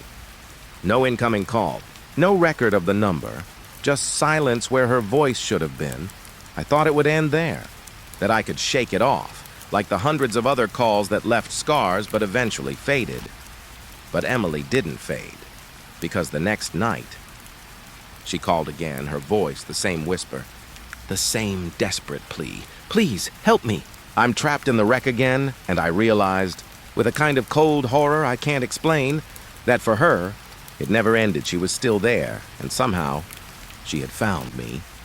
The second time the call came through, I almost didn't answer. The line lit up in that quiet way it always does, but something inside me tightened. My hand hovered over the console. My breath caught in my throat. I thought maybe if I ignored it, if I let it ring out, the voice wouldn't return. But that's not what we do. You don't get to choose which emergencies matter and which don't. You answer. You always answer, so I did. 911, what's your emergency? And there it was. Her voice. Please, don't hang up. The words stabbed through me. I gripped the mic tighter, feeling the blood pulse in my fingertips. It wasn't the same call as before, but it wasn't different either. Her voice carried the same weight, the same impossible desperation, as if it had been waiting in the dark just for me. I'm here, I told her, steadying my voice. I won't hang up. Just tell me what's happening. Her breathing came ragged, fast, like someone trapped in a nightmare they couldn't escape. Then she whispered, It's happening again. The crash. It's happening again. My heart sank. I knew what she meant. I had heard it before. The twisting of metal, the scream, the silence. But still, I asked the question I already knew the answer to. Where are you, Emily? This time, though, something was different. I heard another voice. A man's, deeper, broken. Is someone with you? I asked quickly. The line crackled, and then I heard him. Who are you talking to? I froze. It wasn't directed at me. It was directed at her. Daddy, she whispered. My chest went tight. Daddy, please! Don't hang up. Don't leave me. Her father. That's what I was hearing. Not just her reliving it. Someone else was there, pulled into this endless loop. I wanted to speak, but my mouth had gone dry. I swallowed hard and tried to ground myself in procedure. Sir, can you hear me? This is emergency services. What's happening? But he didn't respond to me. He only spoke to her. Emily. I told you it's over. You need to rest. Her voice cracked. No, don't hang up. Don't leave me alone in here. The man sighed. It was the sound of someone carrying years of grief. I could feel it through the line. He didn't believe she was real. He believed she was only a memory, reaching out to him in a way no father should ever have to endure. Please, she begged again. Daddy, it's so dark. It's happening again. The glass. It's cutting me. Her words broke into sobs. And then it started. The sound of the wreck. That same violent loop. Tires screaming, glass shattering, the roar of metal folding against itself. I jerked the headset off for a moment, but I could still hear it faintly, muffled, like it had sunk into the room itself. I pressed the set back against my ear, forcing myself to stay. Emily! Her father shouted. His voice cracked like he was right there in the car with her. Emily, listen to me. She screamed, not from pain, but from terror. Please don't hang up. Please don't leave me. It's happening again! The crash roared louder, looping endlessly. Again and again, the same metallic shriek, the same blast of noise, like reality was stuck on repeat. Her father's sobs bled through the static. I can't do this anymore, he whispered, more to himself than her. God, I can't keep doing this. I found myself whispering into the mic, almost against my will. Stay with her. Don't hang up. Please don't hang up. But I don't think he heard me. The sounds bled together. The crash, the girl's pleas, the father's broken cries. It was like I'd tapped into a recording of their final moments, only it wasn't fading. It wasn't ending. It was alive, playing itself over and over. And in the middle of it all, her voice cut through, sharp and desperate. Don't leave me here, Daddy. Please, don't hang up. I squeezed my eyes shut, clenching my jaw until it ached. This wasn't just a call. It was a trap, a loop. Something feeding on their fear, their pain, binding them to the wreck that never ended. And somehow, it wanted me there too. The crash roared again, louder, closer. I could almost smell the gasoline, feel the sting of smoke in my lungs.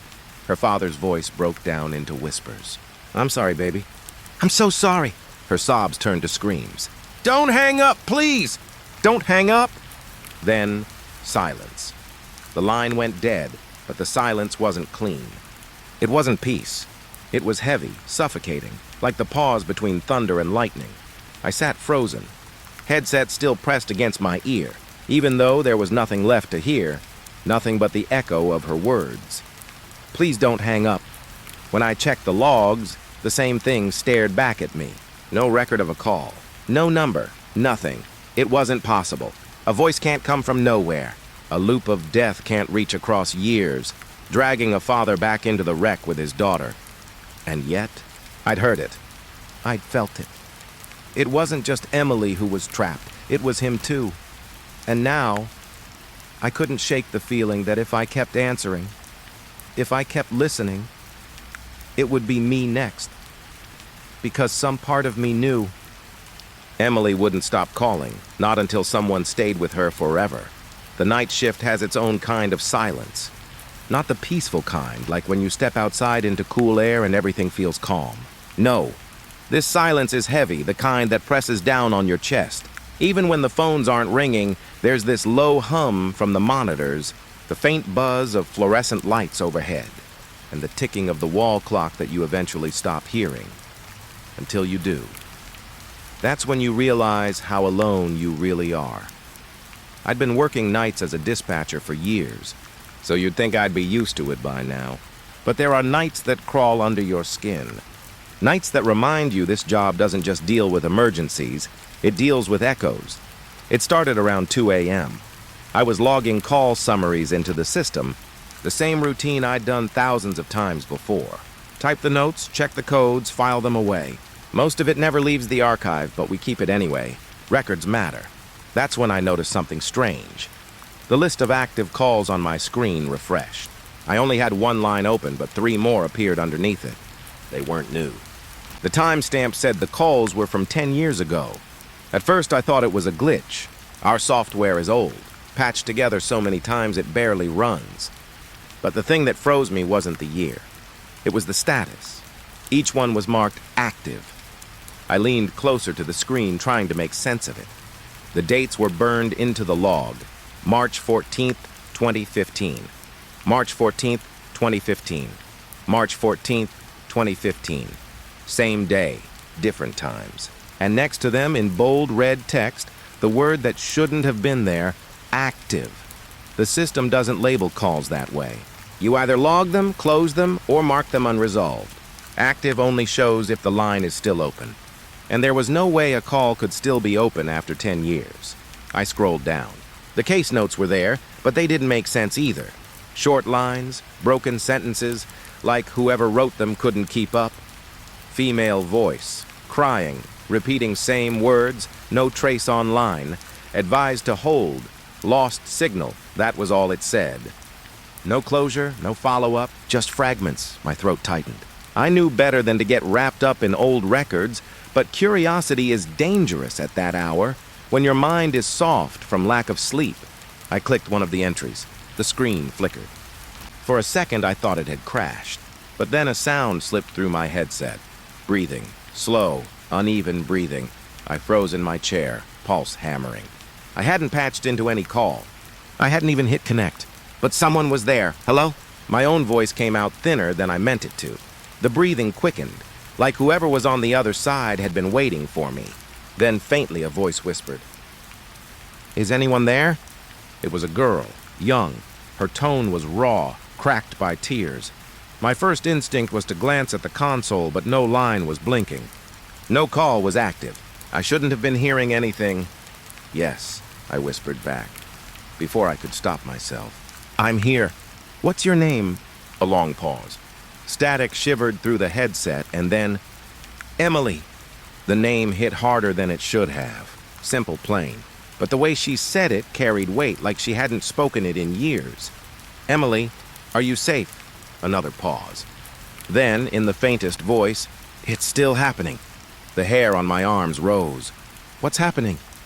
I asked. The sound came suddenly. A metallic screech, high and sharp, tearing through the headset. I yanked it away instinctively, but the noise had already drilled into my skull. It lasted only seconds, but in those seconds, I heard everything, Glass shattering, tires screaming, a dull, bone-deep thud, and then silence. When I put the headset back, the line was empty. No breathing, no voice, just the soft hiss of static. I sat there staring at the console, my chest tight. This couldn't be real. Calls don't stay open for 10 years. Voices don't linger in the wires waiting to be answered. But the log still stared back at me. Red letters glowing like an accusation.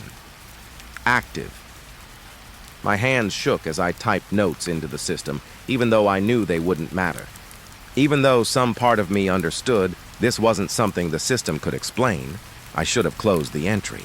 I should have walked away, but my finger hovered over the second one. Another log. Same date, same label. I don't know why I clicked it. Curiosity, maybe? Or maybe it was something deeper, like the call itself wanted me there. The line opened with nothing at first. Just silence. But silence can be its own kind of sound. I listened closer, and I swear I could hear faint movement, like someone shifting in the dark. Then the voice came again. "Please," Emily whispered. "Don't hang up." My breath caught. It wasn't just a random call. It was her. The same girl. The same voice. 10 years ago, someone must have heard her too. They wrote the fragments, the broken notes, and then they lost her. But somehow she never left. She's still here. The word burned in my mind, circling back to me in her cracked, trembling tone. "Please don't hang up." The line went dead again, but the entry didn't close. Active. I sat there for what felt like hours, staring at the glowing screen, unable to move. Somewhere outside, a truck rumbled down the highway. The clock ticked on the wall, but inside that room, time didn't feel real anymore. It felt like I had stumbled into something I wasn't meant to find. Like the archive wasn't just a record of the past. It was a door, and now it was open. The archive wouldn't leave me alone. After that first night, I told myself it was fatigue, a glitch in the system. Maybe I nodded off at the console and dreamed the whole thing. But when I logged back in, the same entries were there. The same red text. Still marked active. I should have ignored them. That's what a sane person would have done. But I couldn't stop thinking about the girl's voice. The way she whispered, the way she begged me not to hang up. It felt less like a memory and more like an unfinished conversation. I kept asking myself, what if she was real? What if she was still waiting? That night, I gave in. The software has an option for playback. You can pull up recordings of old calls for training or legal purposes. But something about these files was wrong from the start. They weren't stored in the usual folders. They didn't even have case numbers attached. Just a single label, Archive. I clicked on one. My hand shook as the file loaded, the seconds ticking on the player. At first, there was only silence. Then faintly, a voice came through. Not the girl's this time, a woman. Her words rushed, spilling over each other. "Oh, God. He's inside. He's inside the house." The air in the room seemed to thin out. I adjusted the headset, listening harder. Her breathing was frantic, jagged. I could almost picture her pressed against a wall, phone clutched in shaking hands, trying not to be heard. He broke the glass.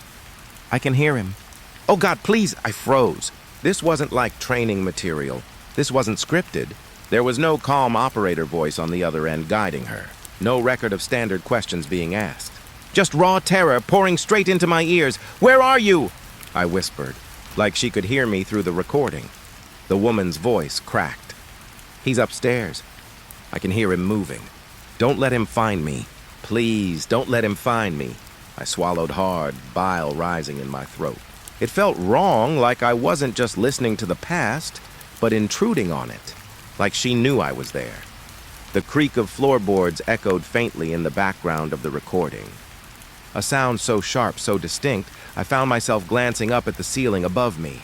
My brain knew it was just the tape, but my body didn't. "He's coming closer," she whispered. "Please, please hurry." I pressed pause. My hand hovered there for a long time, sweat slicking my palm. This wasn't normal. Recordings don't bleed into the room like that. They don't make your own heartbeat sync with the caller's. I should have stopped right then. Shut it down, filed a report, anything. But instead I hit play again. The woman's sobs filled the headset.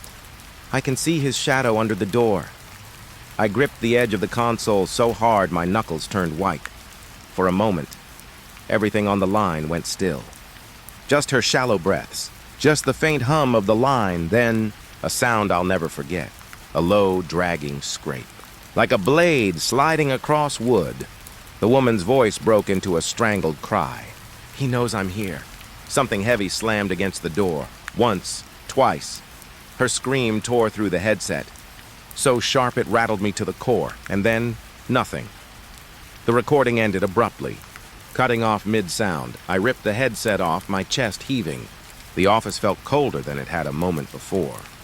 The shadows in the corners seemed deeper, stretched too far. I stared at the screen. The file time read out 000147. That was it. A minute and 47 seconds of terror, locked in the archive. But here's the part I can't explain. At the bottom of the playback window, a note appeared. It wasn't typed into the case file. It wasn't in the system's format. Just a single sentence sitting there like it had been waiting for me. You heard me this time. My skin crawled. I slammed the program shut, my pulse racing. But even with the screen dark, the woman's words clung to me. The desperation in her voice. The scrape of the blade. The way the call ended too suddenly, like something, or someone, didn't want me to hear more. I tried to tell myself it was some old training tape, mislabeled and left to rot in the system. But no training tape I'd ever heard was like that. They always had scripts, clean audio, sterile tone. This was raw, too real, and worse. It didn't feel finished. I left the console for a while, pacing the empty halls just to hear my own footsteps. I thought maybe if I walked far enough, the sound of her voice would fade. But it didn't. It followed, whispering in the back of my skull, begging me not to turn away. When I finally returned to my desk, I noticed something else. The call log had updated. The old entry that I'd just played, it wasn't marked closed or resolved. It was still glowing red. Active. Like the call was still happening. Like I could pick up right where it left off. I stared at the word until my eyes blurred. My gut told me to leave it alone. But another part of me, the part that couldn't forget her trembling voice, whispered otherwise. What if she's still there? What if she's waiting? I didn't click it again. Not that night. But I didn't sleep either. Every time I shut my eyes, I saw her in that dark house, clutching the phone, listening to the footsteps closing in. And worse. I kept hearing her last words looping in my mind, refusing to fade. He knows I'm here. I thought I could resist. After hearing that first recording, the woman whispering about the man in her house, I swore I wouldn't open another file. I told myself it was dangerous, that it was a trap. But the more I tried to ignore it, the louder it pressed against the back of my mind. The log wouldn't stop updating. Every time I checked the system, another entry glowed red. Active. 10 years old and yet still alive somehow. It didn't matter if I tried to work on current dispatches. My eyes kept drifting back to the archive, like it was calling me. That night I gave in again. There was one file that caught my attention. Not because of the time or the details, but because of the length. Most of the archive calls were short. 2 minutes, maybe 3. But this one stretched over 12. I don't know why, but that unsettled me even more. 12 minutes of fear. 12 minutes trapped with someone else's voice. I hit play. The call began with silence. Then came the faint, shaky breaths of a woman. It was the same one as before. I recognized the edge in her tone, that tremor that came from trying not to cry. I know you're still there, she whispered. I can feel you in the house. My skin prickled. She wasn't talking to the dispatcher. She wasn't even talking to whoever had broken in. It was like she was speaking to something else. Something unseen. I leaned closer, my own breath caught in my throat. There was movement in the background of the tape. Not footsteps this time, just the slow, dragging sound of something heavy brushing along the floor. Her voice rose, trembling. Please don't do this again. Again. The word made my stomach turn. I wanted to look away. I wanted to stop listening, but I couldn't. The sound of her fear pinned me in place. She gasped suddenly as though she'd seen something I couldn't. And then she said it. She said my name, Not just shouted it randomly, not like she was calling into the dark. She screamed it, sharp and desperate, like she knew exactly who I was. My blood ran cold. I pulled off the headset, staring at it in disbelief. I hadn't even been hired when this call was logged. 10 years ago, I was just a teenager, not even thinking about this job. There was no possible way she could have known me, and yet she had. Her voice was still ringing in my ears, my name echoing inside the sterile office. I forced myself to put the headset back on, telling myself maybe I'd misheard.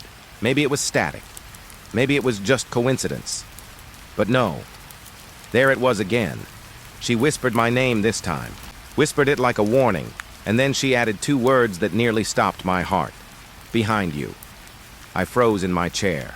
Every hair on my body stood on end. I didn't turn around. I couldn't.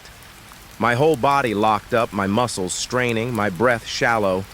The office was silent except for the hum of the computers. No footsteps, no breathing but my own.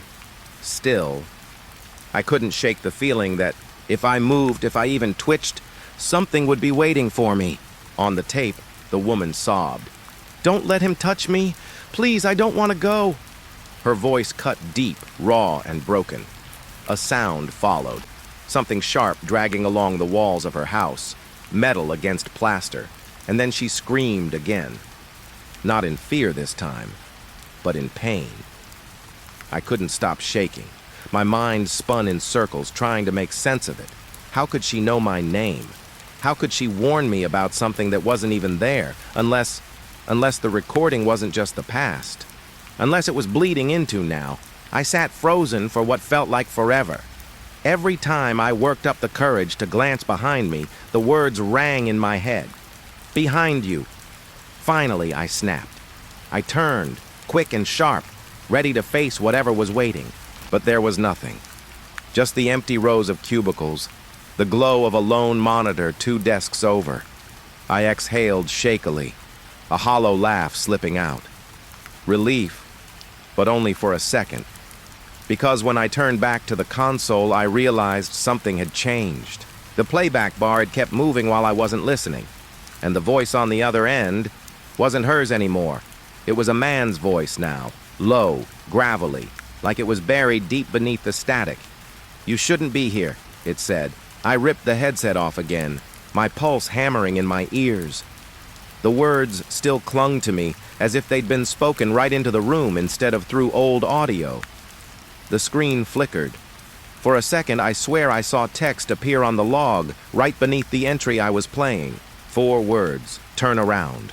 Look now." I slammed the monitor off.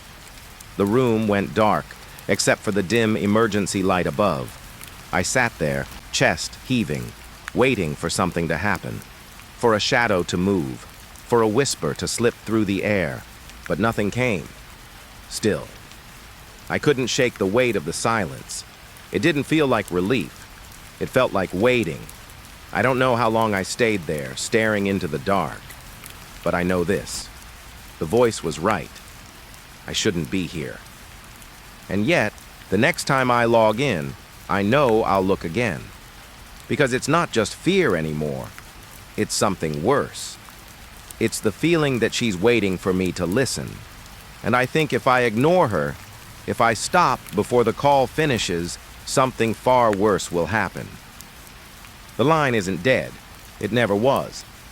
There are certain hours of the night when time feels heavier. Not just quiet, heavy. The walls hold their breath. The air grows thick, like the world itself is waiting for something. For me, that hour has always been just past midnight. But tonight, it isn't midnight that keeps me staring at the screen. It's the number glowing back at me on the console. 0:03 a.m. It's burned into the system. A call, frozen in time. Not answered, not closed, not resolved. Just marked active.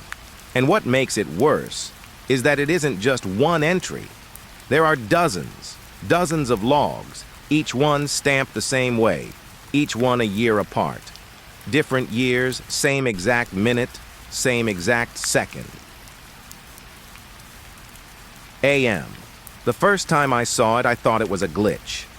Maybe some test line, some old mistake that never got cleaned up. But the deeper I looked, the more wrong it felt.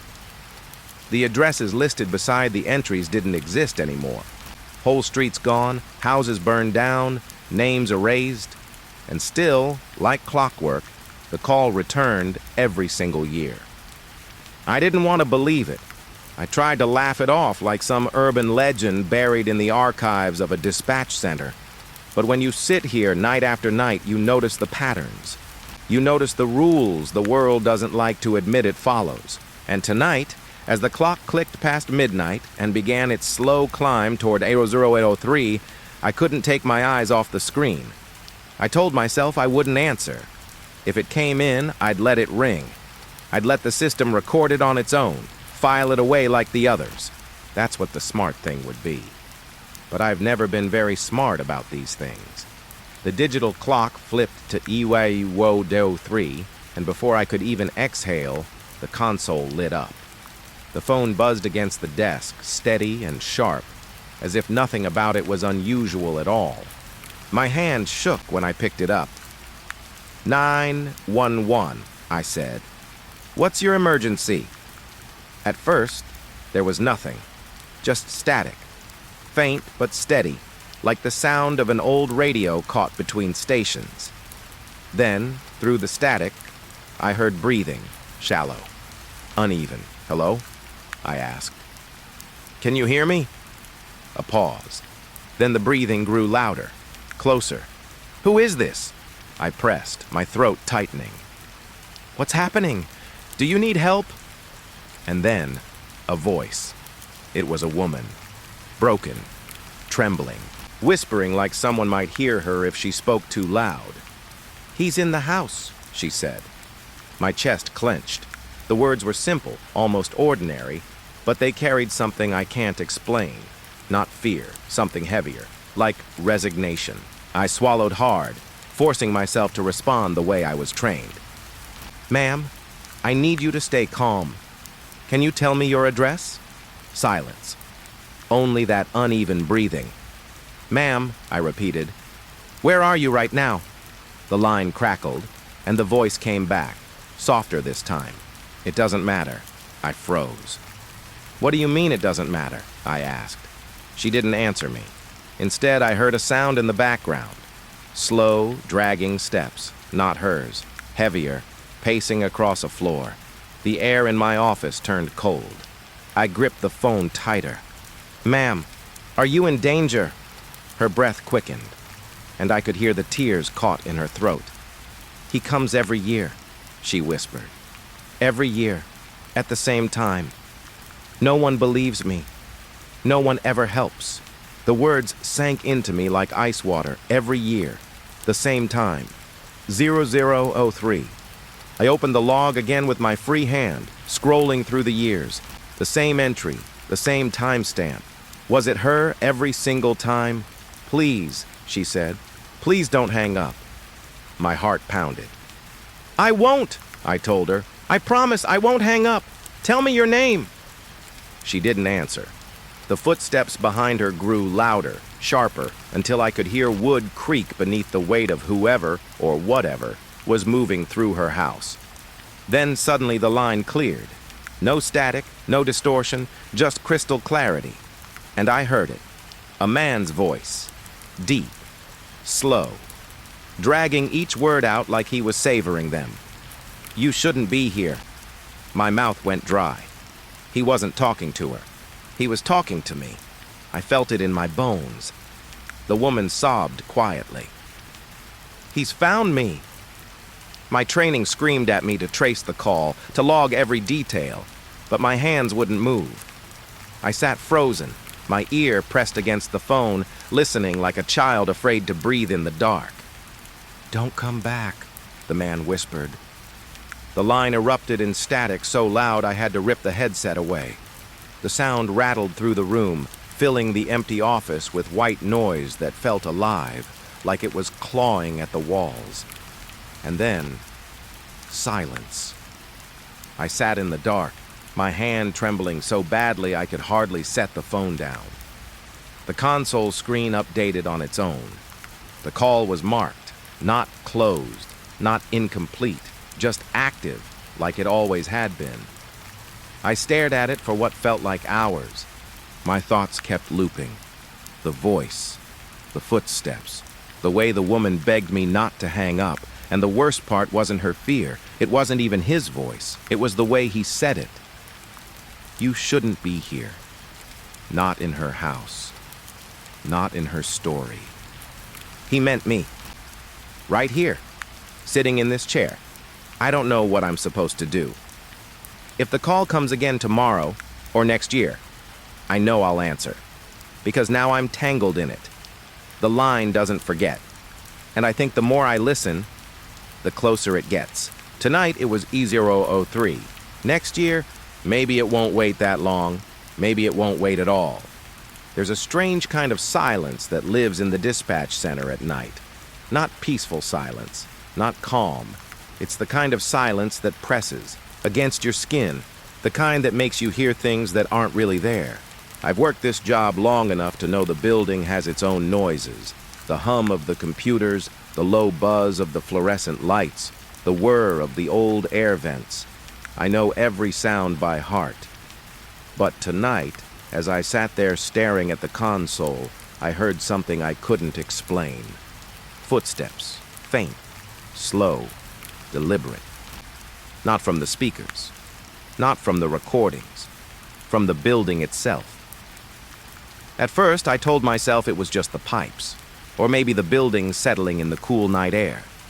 That's what you tell yourself when you don't want to face the alternative. But these weren't random creaks or bursts of sound. They were steady, measured, like someone was walking the same hall I had just checked 20 minutes earlier. The worst part was the timing. The sound came just as I pulled up the recording from 0003 again, the same call I had heard the night before. The woman's voice filled my headset, shaking, broken, whispering about the man in her house. And while I listened to her cry, I heard it. A heavy step, then another, then another. I muted the recording, and the footsteps didn't stop. They were still there, in the building. I felt my throat close up. My first instinct was to call out, ask if anyone else had come in early, but the words caught in my mouth. I didn't want an answer. Not really, because deep down, I already knew. The other operators don't come in until morning. The janitor doesn't work this shift, and the building's doors are locked from the inside at night. Whoever was walking out there, they weren't supposed to be. I pressed my palms into the desk, trying to steady my breathing. I told myself not to overreact, not to let paranoia get the best of me. But the sound kept coming. Slow, uneven. Heel, then toe. Heel, then toe. Moving closer to the dispatch floor, I glanced at the console screen. The call log was still glowing. That same word. Active. I don't know what possessed me to do it, but I unmuted the recording. And as the woman whispered, "He's in the house," the footsteps outside the room stopped. Dead silent. My pulse pounded in my ears. I sat frozen, staring at the doorway, waiting to see a shadow move across the frosted glass. Nothing. The woman kept talking in my headset, her words trembling with panic, but I barely heard her. My focus was on the silence outside the room, the kind of silence that feels alive. I whispered into the headset without thinking. "Is someone here?" The woman on the line choked back a sob. "He's closer now." The words hit me like a blade. I knew she wasn't talking to me. She was talking about whoever was in her house years ago, but somehow the timing was too perfect. Like she was answering me, like the call wasn't just replaying but responding. I swallowed hard, forcing myself to stand. My chair rolled back, its wheels squealing in the quiet. I peeked into the hallway, my body tense, every nerve on fire. The hallway was empty. Long stretches of dim light, beige walls, doors all shut. But the silence felt wrong. Too heavy. Too expectant. Then another step. This time, behind me. Inside the dispatch room, I spun back, my chest tightening. Nothing, just my desk, my chair, the glowing console. The recording hissed softly in my headset, and the woman whispered again, "Don't turn around." I froze. My breath caught in my throat. I don't know why, but I listened. I kept my back to the room, staring down the empty hallway, every muscle screaming to run. And then I heard it. Breathing. Not through the headset. Not from the recording. From the room behind me. Deep. Slow. Too close. The kind of sound that makes your skin crawl, that convinces your brain you're prey. I squeezed my eyes shut. I wanted to tell myself it was just stress, just exhaustion playing tricks on me, but it felt too real. The hair on the back of my neck lifted. My skin prickled. The woman's voice filled my ear again, trembling, terrified. "Don't let him know you hear him." My lips went dry. I didn't dare move. I didn't dare breathe too loud. The footsteps circled me, slow, deliberate, as if testing me. Like someone walking in lazy loops, deciding how close they could get before I'd break. My eyes flicked to the reflection on the console screen. For a second, just a second, I swore I saw it. A shadow, tall, thin, standing just behind my chair. But when I turned, there was nothing. The room was empty. The recording cut out with a sharp burst of static, leaving me in the dead silence of the dispatch center. My headset buzzed faintly, but no voice came through. The log updated again, marking the call the same way it always had. Active.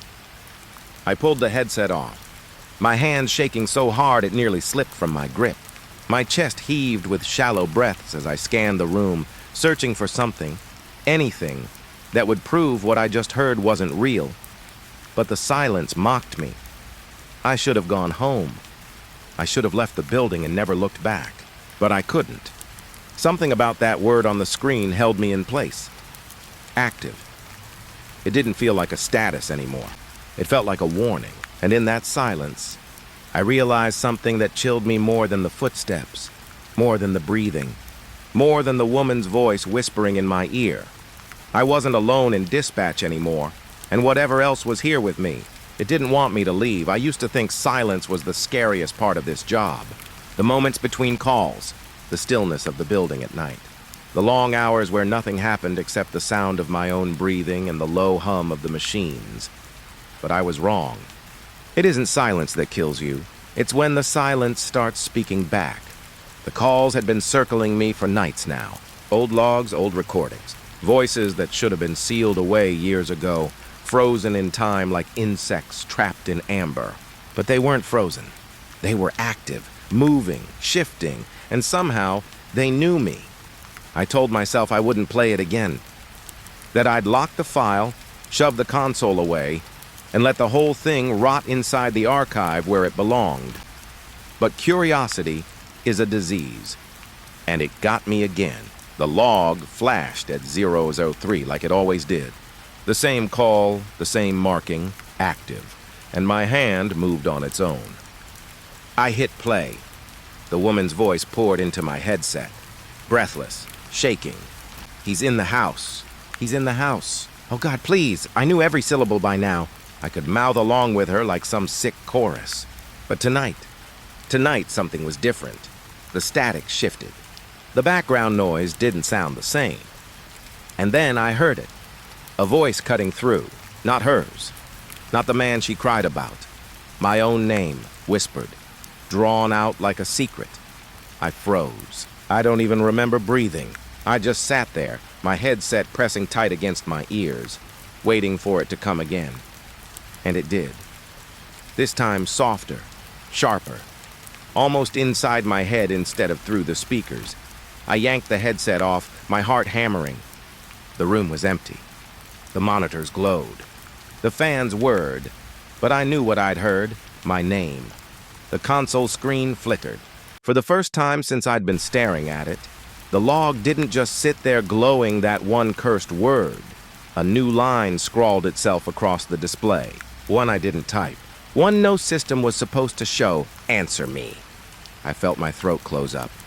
My skin went cold. I should have powered down. I should have walked out, locked the doors, and never come back. But my hands moved without me. I put the headset back on. The woman was still crying, still whispering for help, but beneath her voice, Weaving through the static like a needle through cloth came the whisper again. My name.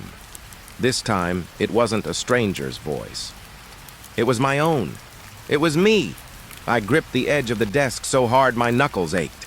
My body wanted to tear the headset away, but my mind needed to hear it again. Say something, the whisper urged. Say anything. I opened my mouth, but the words stuck. My tongue felt like stone. The woman's voice cracked through, screaming this time. Please, please, he's right behind me. And in that same breath, the whisper slithered through the static. Answer me. Every light in the dispatch center snapped out. The hum of the machines died.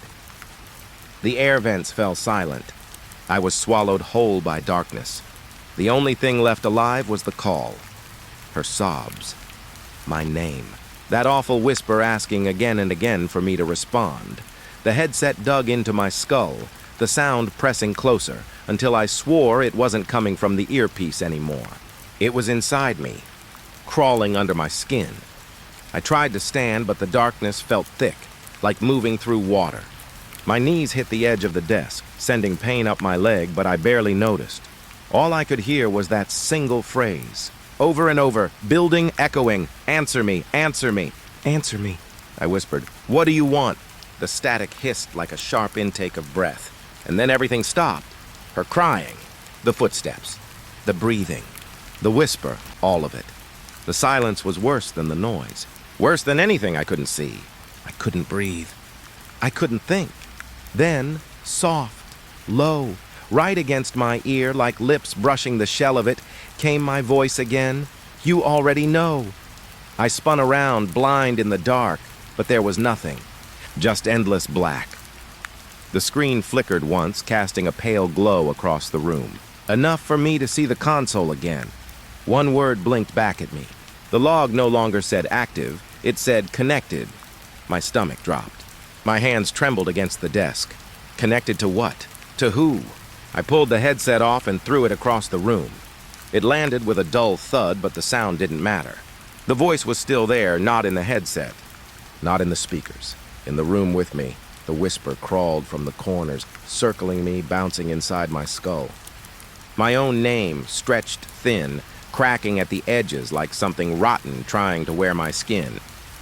The emergency lights above buzzed faintly, then failed. And for the first time in all the years I'd worked that shift, I felt it, not thought it, not imagined it, felt it. Someone was in the room with me. Not a ghost. Not a memory. Something that had been waiting for me to pick up, waiting for me to listen, waiting for me to answer, and tonight I had. I don't know how long I stood there, paralyzed, my breath shallow, my eyes wide and useless in the dark. But I do know this. Whatever I let in, it isn't leaving. Not the room. Not me. The log on the screen pulsed faintly, its glow the only heartbeat left in the black. A single message etched across it like a scar. Answered. And I knew, with a certainty that hollowed me out, that I would never be alone in dispatch again.